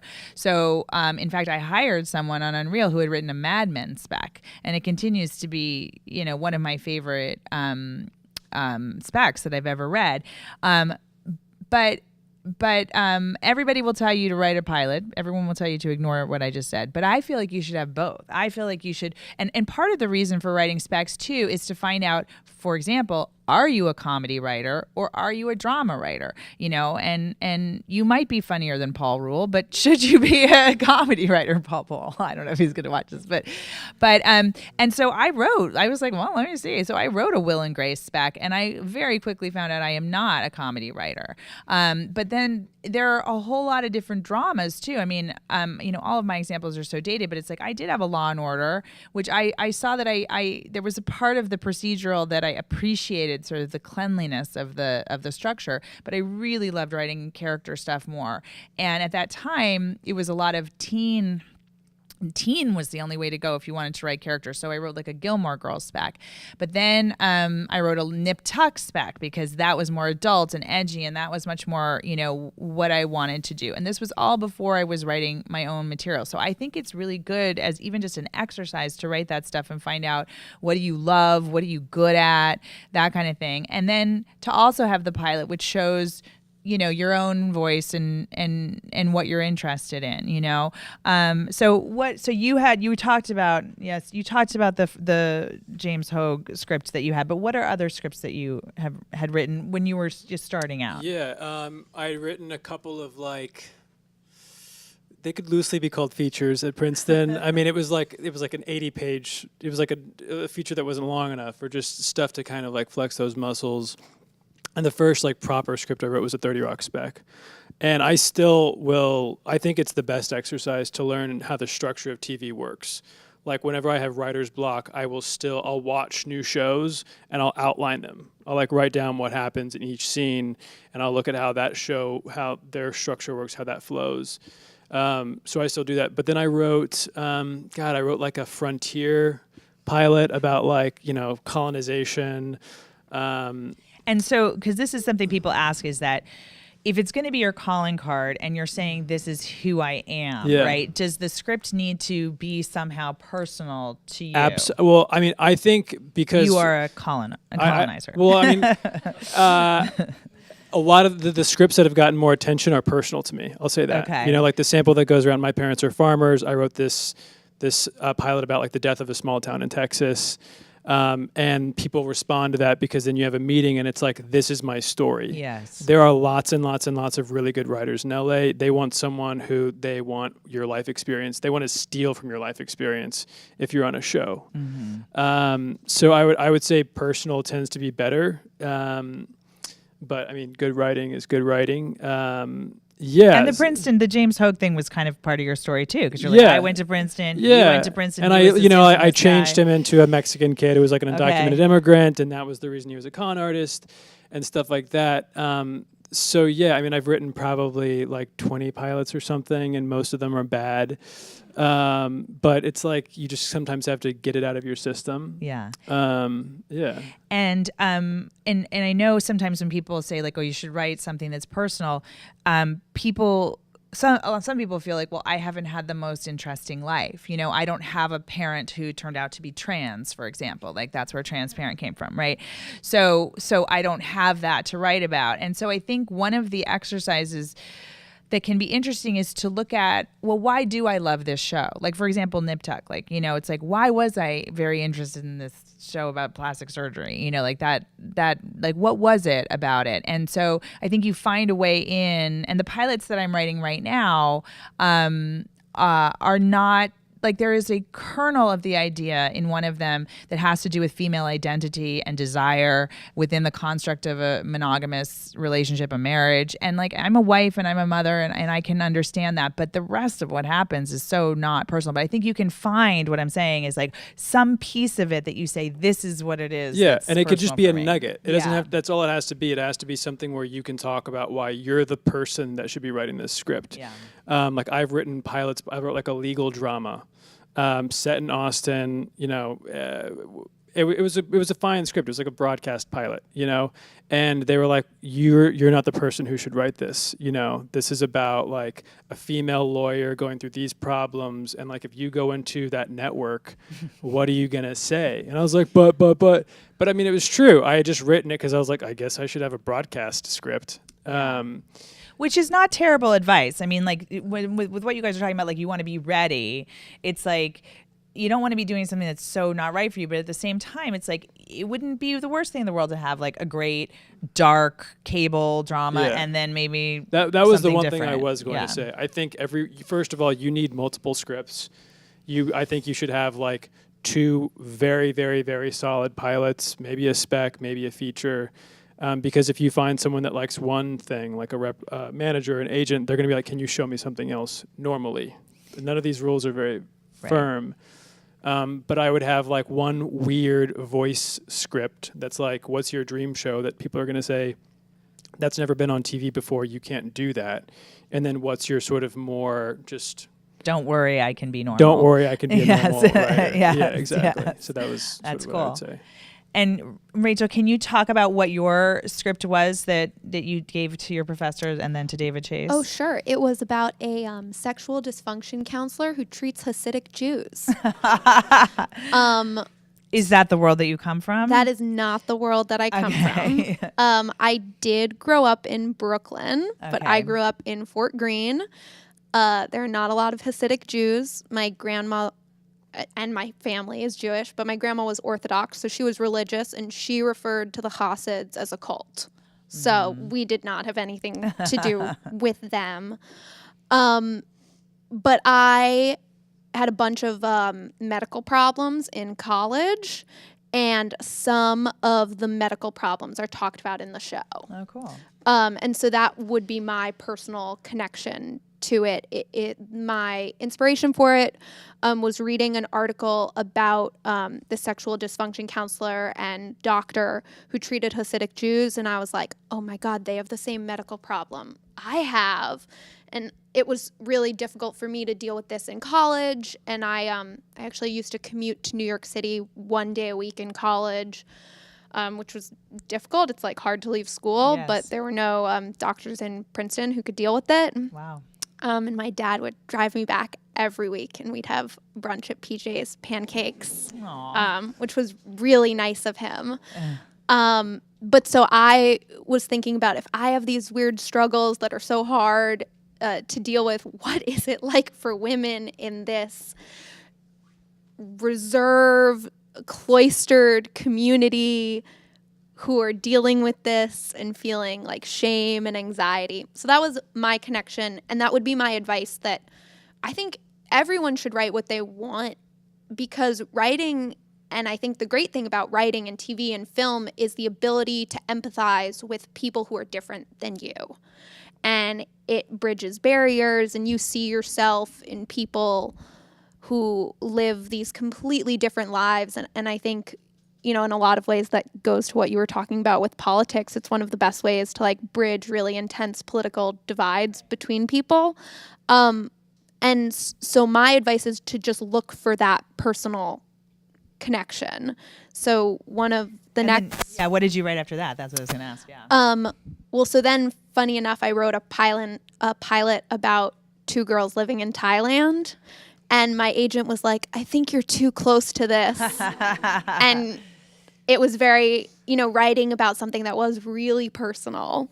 It was hard to see the flaws in it, because I was like, but this happened. Oh, that's a good one. Yes.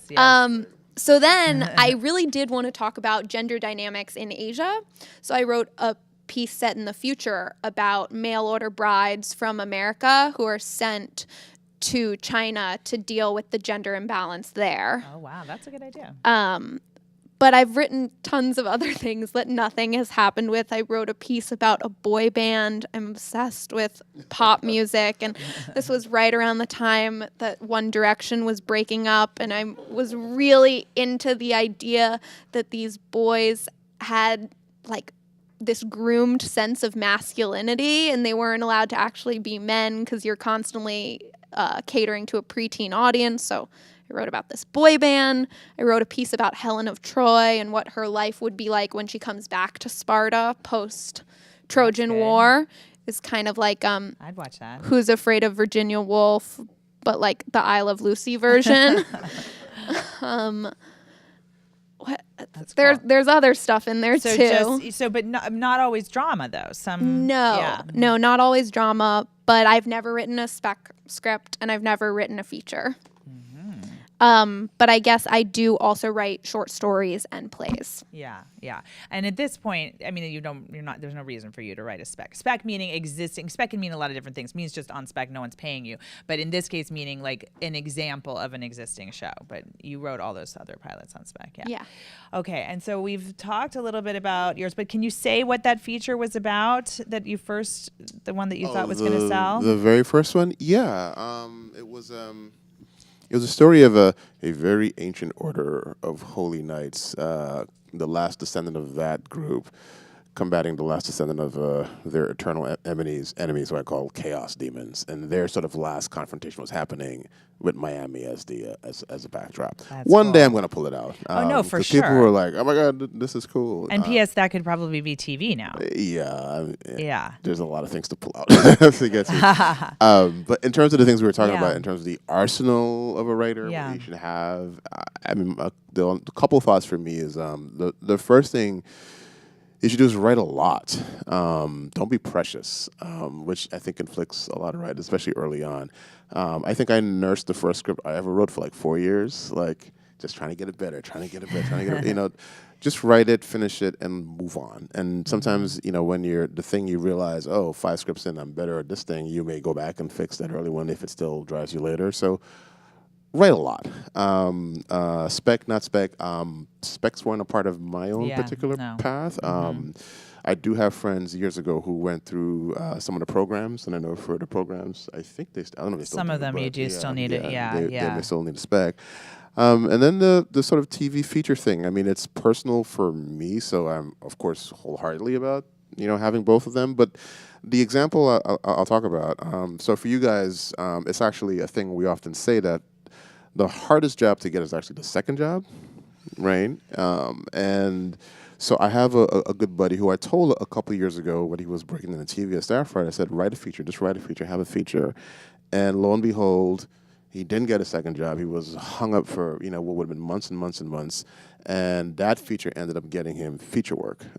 So he is he's still pretty junior, but he's still able to sort of ride, both sides. It may not be in everyone's capacity or desire to do both of them, but if you can, it just doesn't hurt, to be able to go back and forth. And then the last thing that I thought that came up was important, this issue of identity and, your personhood and so on and so forth. There's a couple ways you can look at that. What I'd encourage you to do is not think of how to be personal in a script as in this thing has to resemble my life, or parts of my life. So one of my team's favorite pieces of my work that they send out a lot is this feature, and the protagonist is a very blonde 16-year-old Californian girl who has just fell in love in the last 12 months that the Earth has to exist, right? So it's a vastly different thing than anything in my life. But what I was able to find, and I think it's something we've been talking about, is sort of how's my own experience grounded and articulated in this world and in these characters, right? And there was something in there about my relationship with my own teenage daughter and my years as a teenager, that spoke to the relationship this character has with her parents. So it's about finding yourself in the thing to the degree that you can articulate to a producer, to a studio, why you're the one to write this, and mostly to yourself, because you have to live with all these decisions creatively for ages, So Joe, try to avoid the hacky schlock if you can. Find yourself in a thing. If you can, yes.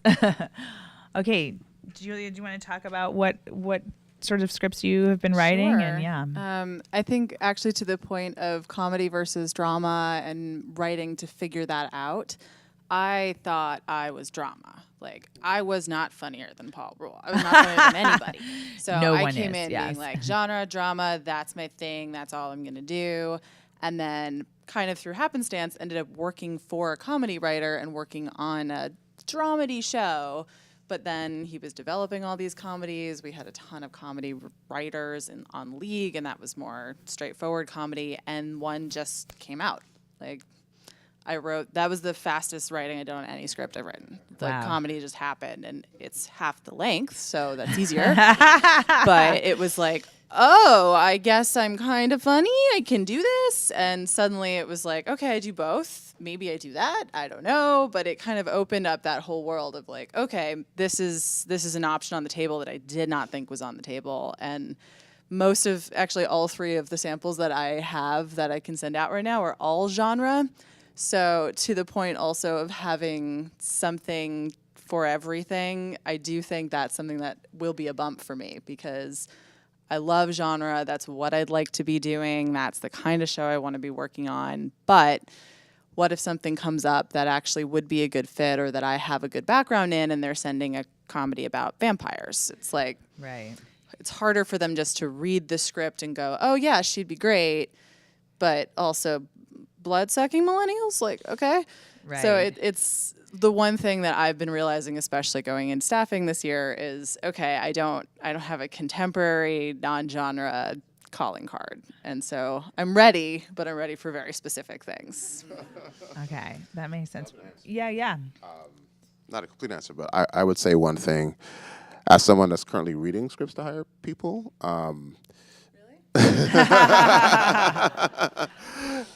strength of character work, at least for me, and I think for a lot of us, kind of supersedes, a lot of other things. Like, I've read stuff set in that has nothing to do with what we're doing over here, but boy, this writer can handle X, Y, Z. Usually like around character. So I won't get twisted too much out of shape. Like, just write the best thing you can that really lays out all of your wares to what you're capable of, and people will see it. Yeah. And don't bore me. That's, I think, the biggest rule is like most people are not going to read your whole script. And it should just be interesting in some way, hopefully in like the first page. I mean, like people will say the first 5 pages, first 10 pages, whatever. It's like, give me something interesting. And that can be a great character. It can be a great moment, a weird world, something unusual happens, whatever. But so then that's a tall order. We're saying it should be personal, or you can hook into it in some way and describe it. And it's not boring and great character work. So it's like, yeah, it's a lot. But as you say, it's like, once you're doing it 20, 30 times, then then you can be figuring it out. Do we want to take some of the questions from here too, not just from Princeton? Okay. Does anyone have a question? Yes. This has been great so far, really, really insightful. I'm wondering about the kind of notes you've gotten from people who, like if you're working with people not necessarily in your writer's room, but people maybe higher up who don't work with you, like what kind of notes do you get and how do you respond to them?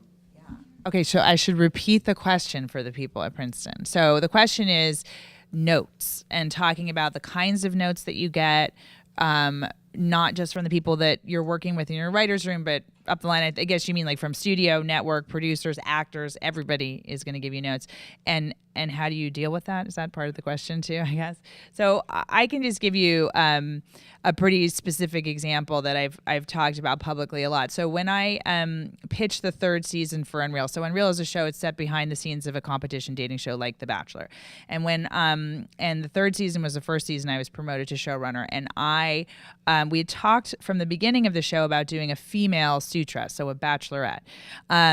And what was very personal to me and what I was interested in was doing a feminist suitress.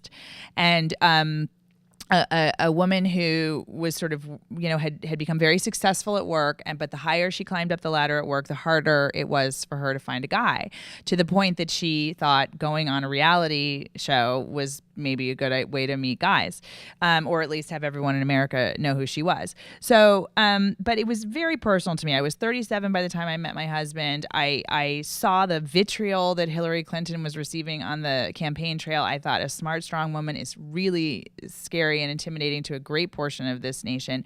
And I was also very inspired by Amal Clooney. So I think she's so incredible. She's so smart. She's so committed to what she's doing. She's also incredibly beautiful. And I just thought, like, well, if George Clooney hadn't come along, like, who was she going to marry? Like, who was going to be good enough for this woman? So we pitched out this whole thing, and it turns out that apparently Amal Clooney is not likable. So this was the note we got from our studio and our network, and they were very scared about this idea. And they said, can she maybe just be like a nursery school teacher or a kindergarten teacher? Yeah, not a human rights attorney. A human rights attorney is not very likable.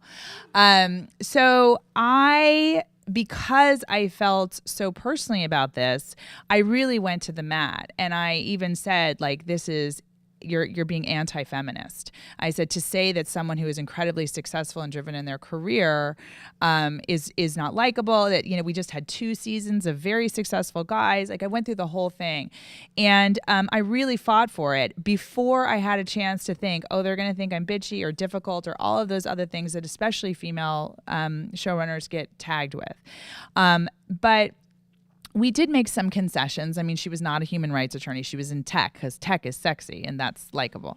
But also and this is a very technical point of view, but whenever somebody says that they're not likable or how can you make them more likable, you should just look for vulnerability in your characters. And I can talk very specifically about different kinds of vulnerability, romantic vulnerability, work vulnerability, things like that. But we had her basically screw up in the first episode. She gets drunk and she fucks the jockey who's there as a joke, as a sight gag. And then that led to a teary conversation on the bathroom floor where she's really admitting her own vulnerability about how awful she feels about being alone still. And I was very reluctant to do that because I was like, why does she have to mess up? Why can't she just be amazing? Why can't she just be Amal Clooney, who never messes up? But I think it actually made it better. So, but I really, really fought for that. There were other things, though. There was a new character who was introduced in that season, and there were other things where you do have to compromise. Ultimately, it is a business. You are being paid. They are the ones putting it on the air. And I'm finding that now, like I'm writing a pilot it's based on a book. I love the book so much. I love the idea so much. I pitched it. We had 3 different buyers. We went with the place that we thought was the most into it. And I just got notes on the outline and they really want to change a lot. And it's so heartbreaking to me.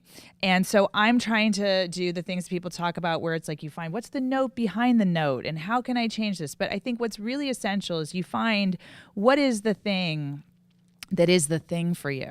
Like, what is the thing that means everything to you about this project?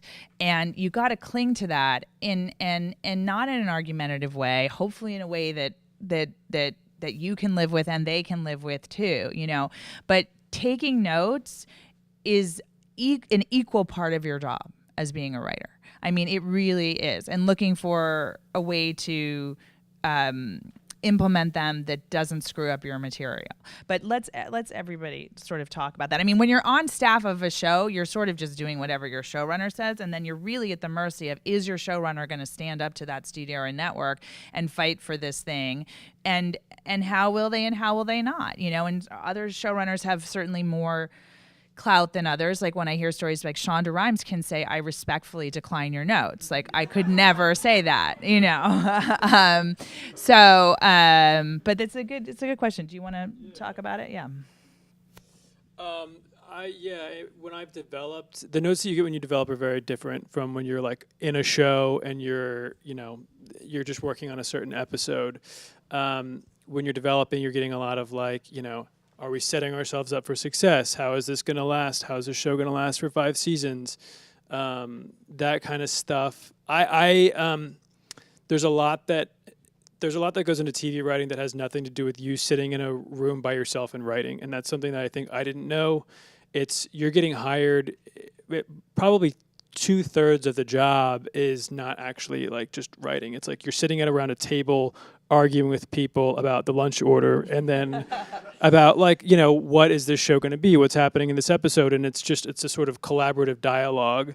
And then there's a lot of like, taking notes, you know, and hearing, you know, why do they not like this person? Or I said this on page 3. Why are you asking me to say this? I said it already. And it's because it's not clear or it's not feeling natural and stuff like that. So I've learned to kind of, it's like you said, it's like, what's the thing that you won't compromise on? And then just stick to that. But part of it, you know, I'm a really practical person. It's like, these are the people who are giving you money to do the thing that you really want. And if you're Shonda Rhimes, that's awesome. I'm not Shonda Rhimes. You know, I'm trying to get something sold. I'm trying to get something on the air. And if you're a dick to these producers and studio executives, they're not going to want to work with you again. And then you will never work because that and will you'll get never around. work. Yeah. And that happens. A lot of people are known for being difficult and stuff like that. And it's like, this is your job, you know, and remembering that is important, I think. And it's just like not worth the stress. Okay, so I'm going to guess you do not suffer fools when it comes to the notes process. So I am curious to hear what you have to say about this. Yes, that's true. But I think I like to think that I'm nice about it. I think the thing that I've really cottoned to, and you mentioned this earlier, is you can almost guarantee a couple of things in my experience with notes. One is their prescription is almost always wrong. So whenever anyone says, "Yeah, this thing," what if the what if part is always wrong, but they're usually not wrong about whatever it is that they're bumping up against. And you've got to sort of figure out how to make that translation happen, because sometimes it might be another shade of the same emotion, you know. So it's a lot of a translating job. Just one funny example. So the episode that you'll see soon that I wrote for the Twilight Zone is like really dark, right? But like socially, like it's really heavy. It's like race and racism and police brutality. Like it's a heavy episode, right? And amongst their other lovely notes that came back, the studio said, "Is there a way to make it more fun?" So this is a good thing in a room. Sometimes you have to vent. You have to go with it. So we spent like an hour just like doing fun pitches. So we had them like, you know, to see how it really could be fun. No, but like in total, like we're like, oh, the music comes on here and they skip off down okay. like making fun of them. we did like whole full pitches on the board, and then we all went, okay, yeah. And we realized like what they were looking for was not fun. The correct word was hope. Right? The correct word was, you know, what is the sense of light in the darkness that you want to reach out to? So sometimes it's just that, put on your English major hat and just try to discern what it is in terms of the sentiment and the emotion that the note giver is trying to get across. Yeah, totally. Yes, go ahead. Yes. I think one of the big things is just like picking your battles. And this is something I've seen with my past showrunners. So I just finished both of my shows were teen shows, but the previous one was a teen show. And in episode 2, there was what I thought was really amazing finale, but it involved teens doing self-destructive behavior. And we got a note from the studio that was, we love this, but we are worried about copycatting. And we do not want to be responsible for any self-harm that is inflicted from fans of the show. And it was super disappointing to hear, but we didn't want to be responsible for that either. So we rewrote that scene. And then on my episode, which was episode 3, there was a big tampon debate. The show is a bit like post-apocalyptic, and all the women in our writer's room had said, why do we never see like tampons in The Walking Dead? You know, do these women not get their periods? Like, what? How do they deal with the limited resources? And so this was super important to us that like we have this tampon plot line. And we wrote the scripts. There were no notes from the network. I went to set. We produced the episode. The tampon scene got filmed, it got edited, and then I got a call from my showrunner like after we'd turned in like the final draft that was like, they want the tampon scene to go. And I was like, we filmed it already. Was it Netflix who said we want the tampon scene to go? I don't know who it was, but my Let's call them out. But okay. But my showrunner, I said, well, what did you say? And he said, oh, I just said no. Oh, good. I said it's staying. And that if someone has a problem with it, that's their problem.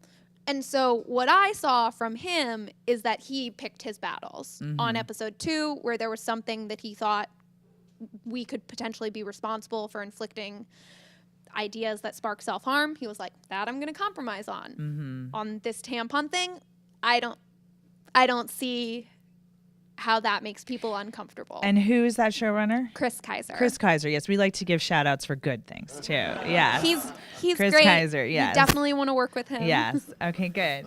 Okay, yeah. So, did you want to say something? Sorry, Julia. Yeah. So I kind of had like a Goldilocks and the 3 showrunners experience with notes. And it was that the first showrunner I worked with did not know how to say no. And it showed because every producer weighs in and every network and every studio, and she just tried to take every single note. And that made it worse. She was bending herself into pretzels trying to turn all of these notes into something coherent, many of which were contradictory. So I watched her not say no and was kind of learning why that doesn't work and why not every note is a good note, or even trying to interpret them correctly, you shouldn't take all of them. And then my next boss took like none of the notes, and then the network started to hate him, and the producers started to hate him, and the actors started to hate him. And there was like, and then they were giving more notes, and then more notes were getting ignored, and then the notes were piling up. So it became this like self-fulfilling prophecy of bad television. And so I think that like coming off of those 2 experiences, fortunately my last boss was much better about balancing that. So then it was exactly that process of like, okay, where are we going to fight these battles? What makes sense? And you could see and feel the network and the studio and the producers respect you when you dig in on certain things because you're passionate about it. And if you can talk them around and convince them like, no, the tampon scene stays. This is important. Nobody does this. Yeah. Then eventually they might actually be one of the biggest proponents of it by the time it actually goes to air. Yeah, for sure. So. Okay, yes. Oh, sorry, yes. Oh, okay. I will not forget you. Don't worry. Yes. Oh, yay or nay to film school? Well, no one here went to, okay, the question is yay or nay to film school. I guess they know that. Should you go to film school? So did anybody here go to film school? No. Nay. Nay. That would be a nay. Yeah. I mean, you know, it's if I have 2 sons, 2 young sons, and if one of them were saying, I want to be a director, let's just say, that's, first of all, it's a very tricky thing to say. That's a whole other conversation of what's the route to be a director. But in that case, I might say yes. I might say yes for that. But But I don't think so. And let me just say, it's acting, so it's not really relevant to this. But when in that conservatory program they said, do not go on auditions until you know what the hell you're doing, I do not think that was the right advice. I mean, in acting anyway, it's like you should just come to LA when you're 12 or whatever, as young as possible. But I also just, it's similar to sort of finishing your script and getting it out there. It's like, I just, I admire people who really learned so many about not just the classic films, but the particular structure and very important things about point of view and things like that about all these classic films. But I don't necessarily see that they're more successful than people who didn't go to film school. So yeah. Okay, your question, yes. So echoing JD's gratitude, thank you for this. This has been phenomenal. Oh, great. Stacy, you wrote this spectacular article for the Hollywood Reporter at the height of the Me Too movement. And I remember when I was reading it, oh my gosh, she nailed it. She got it so right. Oh, that's so nice. I would have been terrified to write it. So my question for you and for each of you is, has there ever been a moment in the industry where a choice came up to do something that scared you? And if so, did you take the choice or did you decide not to do it? Yeah, well, thank you for that. That means so much because I was terrified to write it, and in fact, I was weeping to my husband and saying like, I'm maybe never going to work again, and people are going to think I'm a shrill bitch. Like I come up with the words that I think that they will say. I mean, I think it was a sort of a conflagration of events that made me write that. One of them was so I had worked on One Tree Hill, and Mark Schwann was getting called out on Twitter for, frankly, a lot worse than what I even experienced. I mean, even by the time I wrote that, then like all this other stuff came afterwards that was so much worse than what I had experienced. But I had a not great experience on that show. I was the only female writer in the second season there, and there were 11 men. And it relates back to the tampon story because there was a character, Peyton, if any of you remember this. She was had a single father. Her mother had died, and the father was telling like this emotional thing about how he was thinking about how he would be a single father to a daughter. And I remember somehow in the course of this scene, he talked about like how he was thinking about what am I going to do when she gets her period, and how am I going to talk to her about this? And Mark Schwann was like, you can't say that. We're not going to talk about her period. And I was like, okay. And, but there were plenty of like tits and ass and all those things. And that's like the least of it. But the point is that I was then running a show, Unreal, that had gotten a lot of buzz and press for being about women in Hollywood and talking about sexism and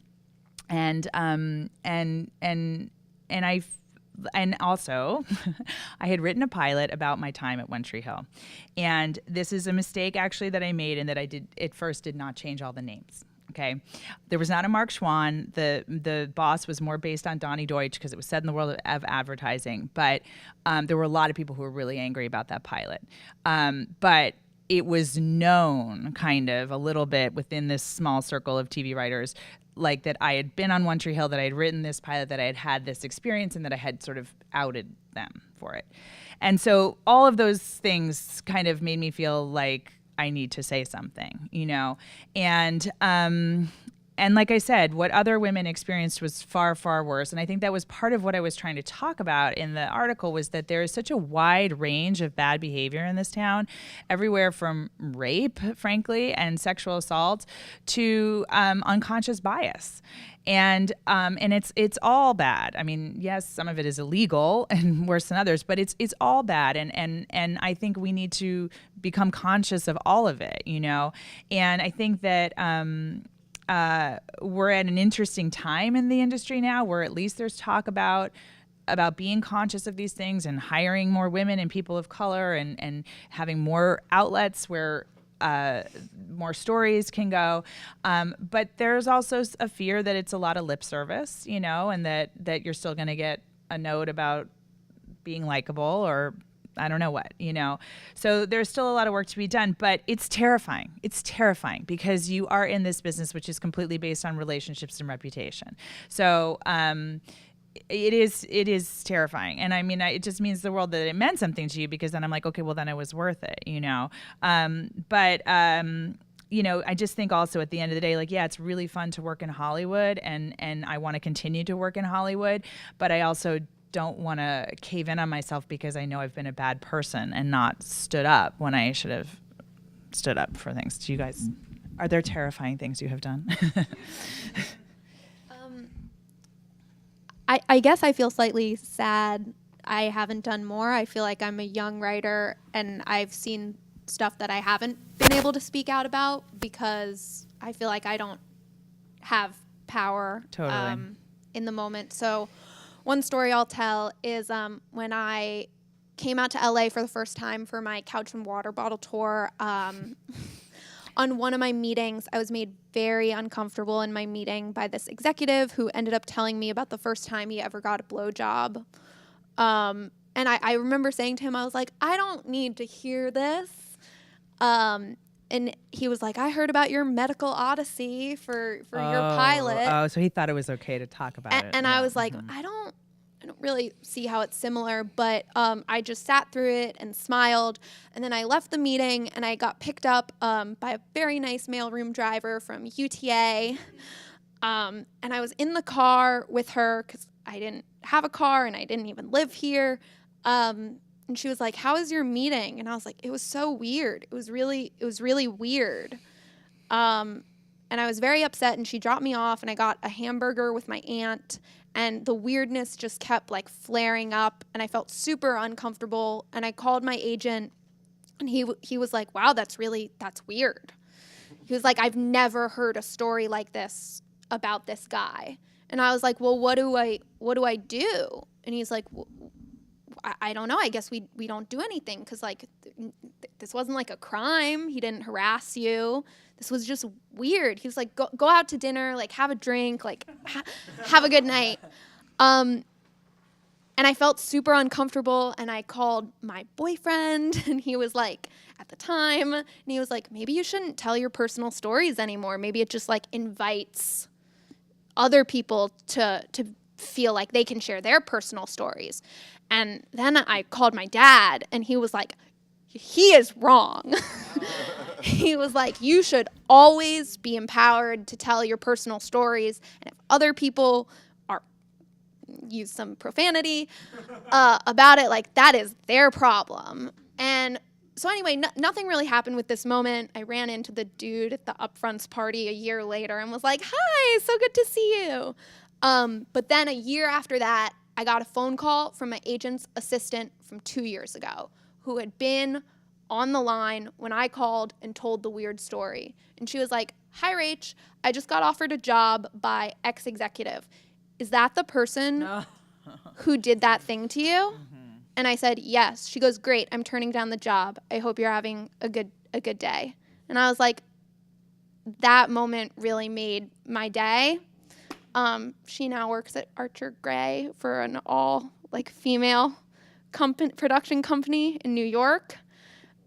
She doesn't work for that dude. And so I do think like women need to protect themselves in this industry, and I am super proud of all the amazing work that Me Too has done to bring issues forward. But there is sometimes an insidiousness to behavior that happens here that is not criminal, that is often hard to speak out about because this is an industry where word of mouth and personal connections are often what get you the job.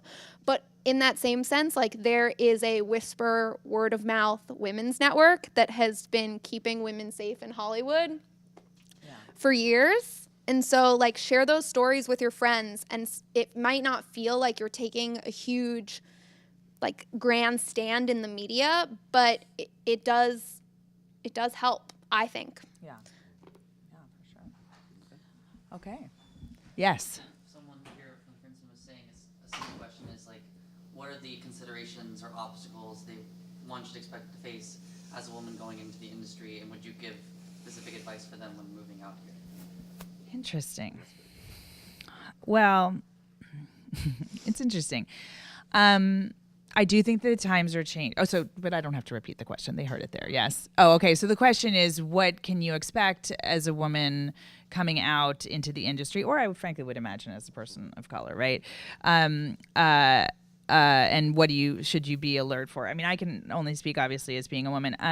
I will say that I didn't say anything at the time on One Tree Hill. I mean, a lot of people thought it was inappropriate. I did speak up and say I don't want to go to Hooters for lunch. I think it is inappropriate to go to Hooters for lunch, and I was completely made fun of for that.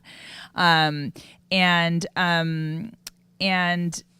I'm sure made fun of for other things like that. But I didn't say anything. I wrote my way out of it. So I wrote this spec. I wrote other scripts, and I actually broke my contract to leave One Tree Hill. And it was a 3-year contract. I left after 2 years. My agents at that time said, oh, don't worry about it. People leave shows all the time. It's not a big deal. And that's, in fact, not true. Okay? It is a really big deal. And, you know, as difficult as it was, and as frankly, like, misogynistic as I felt that room was, I was learning a lot about writing. And Mark was a great mentor in that way. He allowed me to write a lot. I learned a lot about writing from him.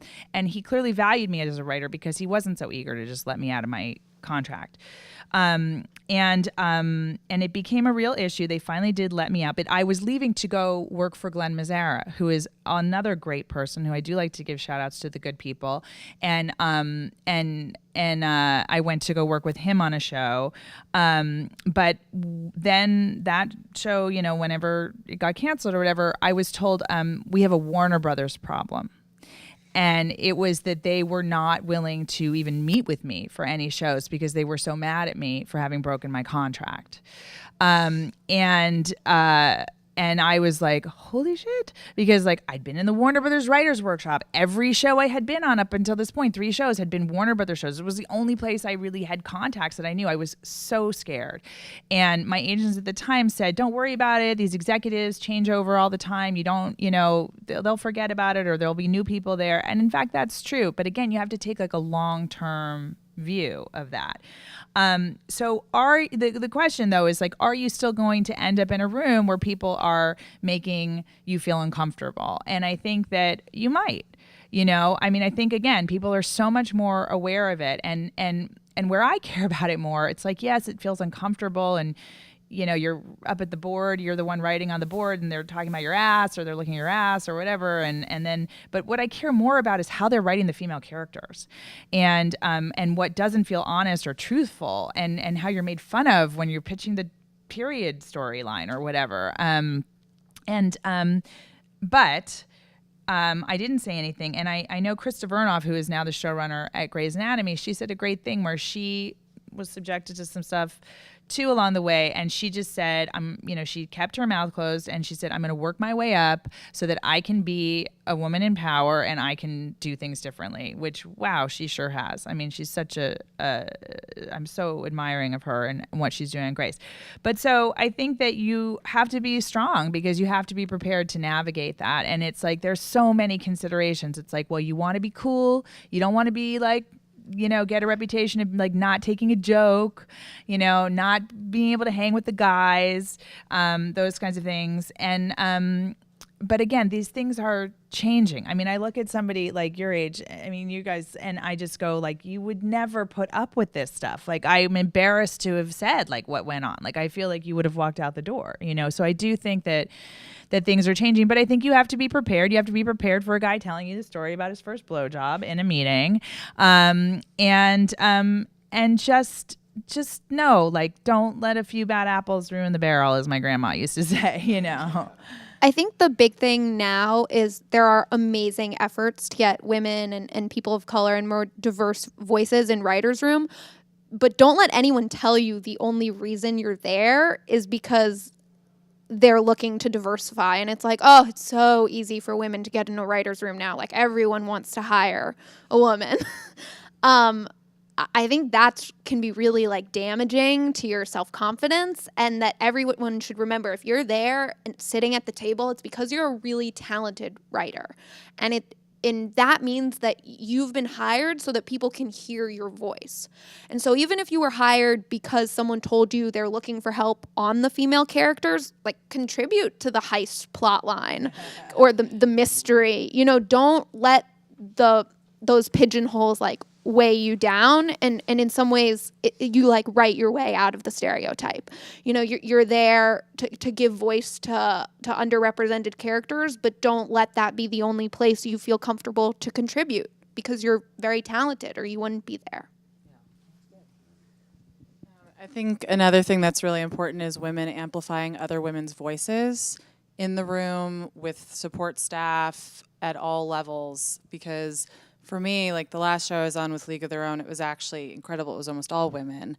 But even as the writer's assistant, anytime I pitch something, often that'll kind of be like swept aside, and then somebody magically has this idea 10 minutes later. And the writers were really, really great about saying, so as Julia was saying 10 minutes ago, blah, blah, blah, blah, blah, and really like saying this person had that idea and did it for each other. And it was like, if someone had an idea, they jumped on it, they built on it, but it was really giving credit where it was due. And I think that really, really helps. Even if there's like one woman on the staff and one assistant who's female, just those two people being able to support each other can make you feel a lot less alone and a lot less isolated and a lot more heard.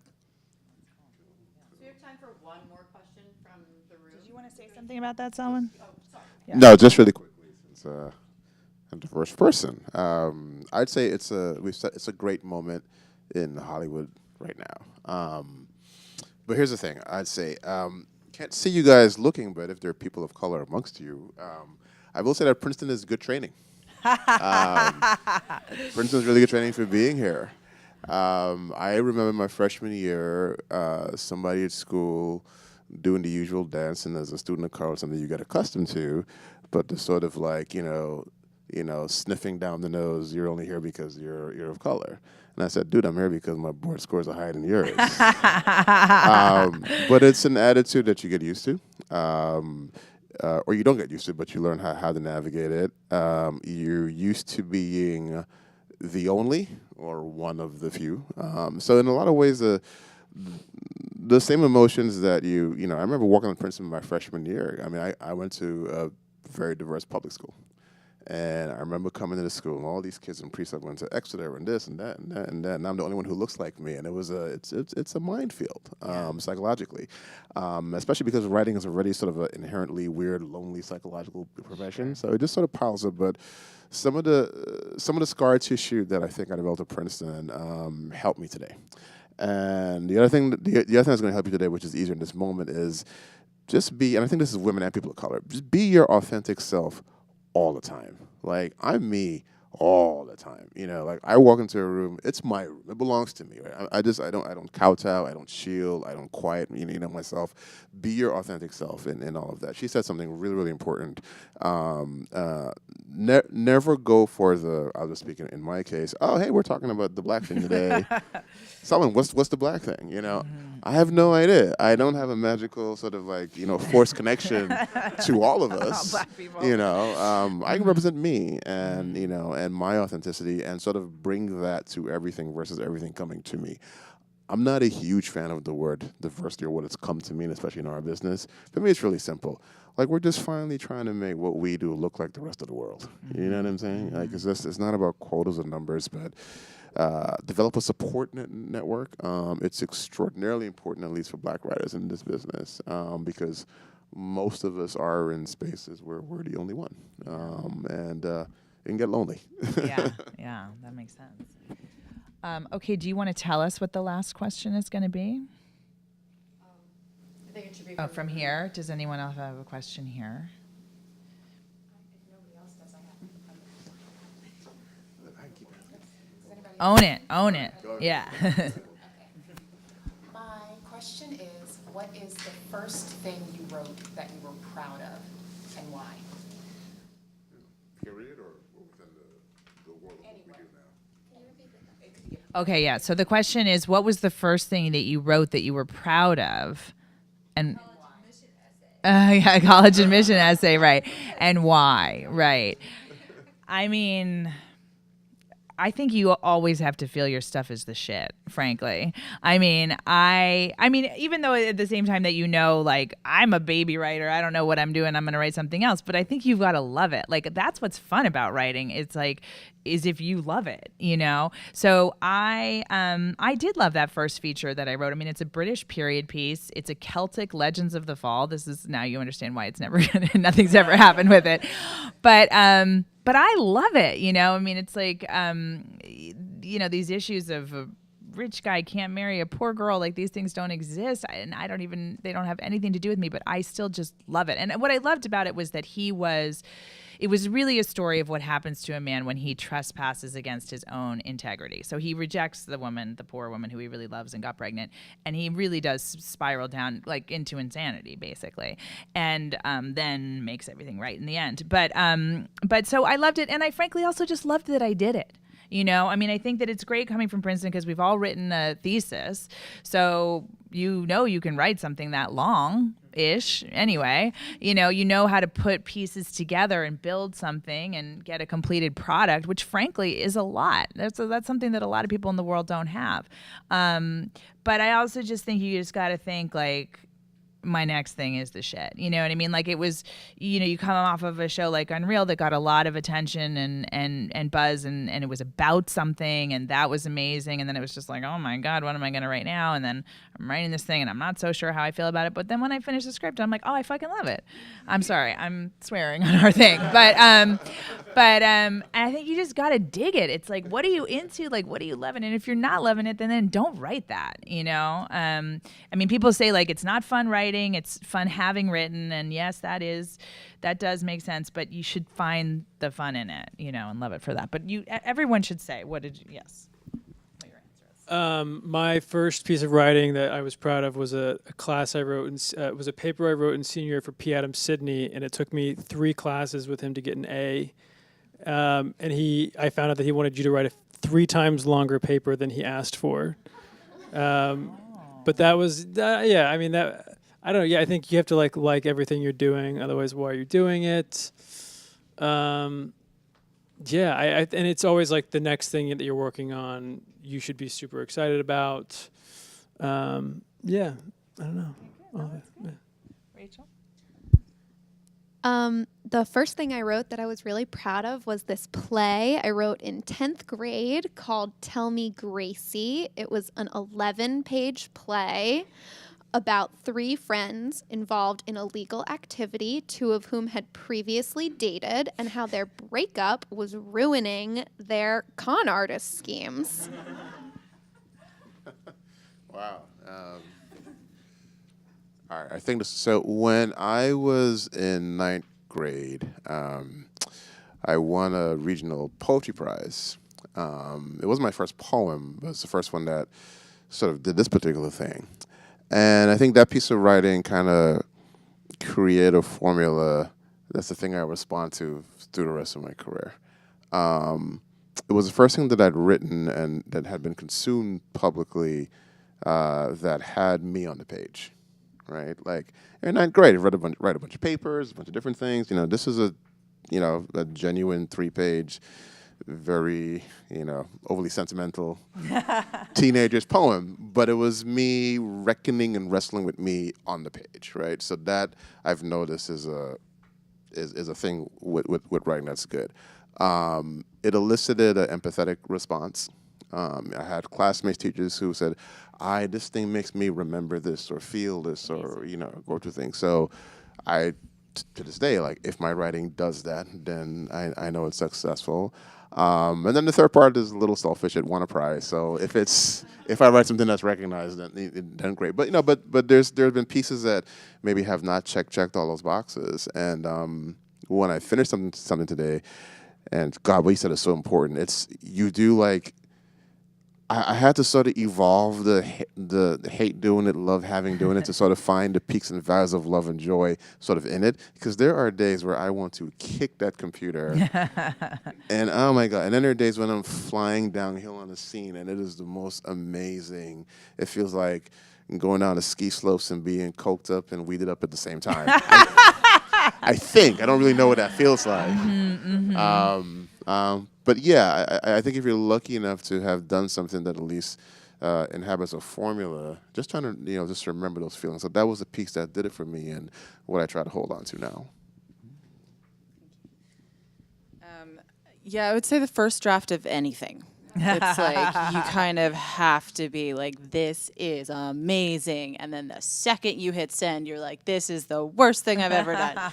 And I mean, if I had to pick something like way back, probably it was like a 7th grade report on the fires in New York in the 1800s, because I recall that being the first thing that I really edited and rewrote. And I think that's a big thing for me too, is like there were creative writing pieces I did even earlier that I was so proud of that I wrote when I was 4 or whatever, but something that actually took that kind of time and blood and sweat and work to rewrite and really think through, I think, are the things that I've been the most proud of. Awesome. All right, well, thank you guys. Thank you guys here for coming. Thank you at Princeton. Thank you to Career Services and Princeton Hollywood, to WME and the Lewis Center for like putting this together. And thank you all for coming today.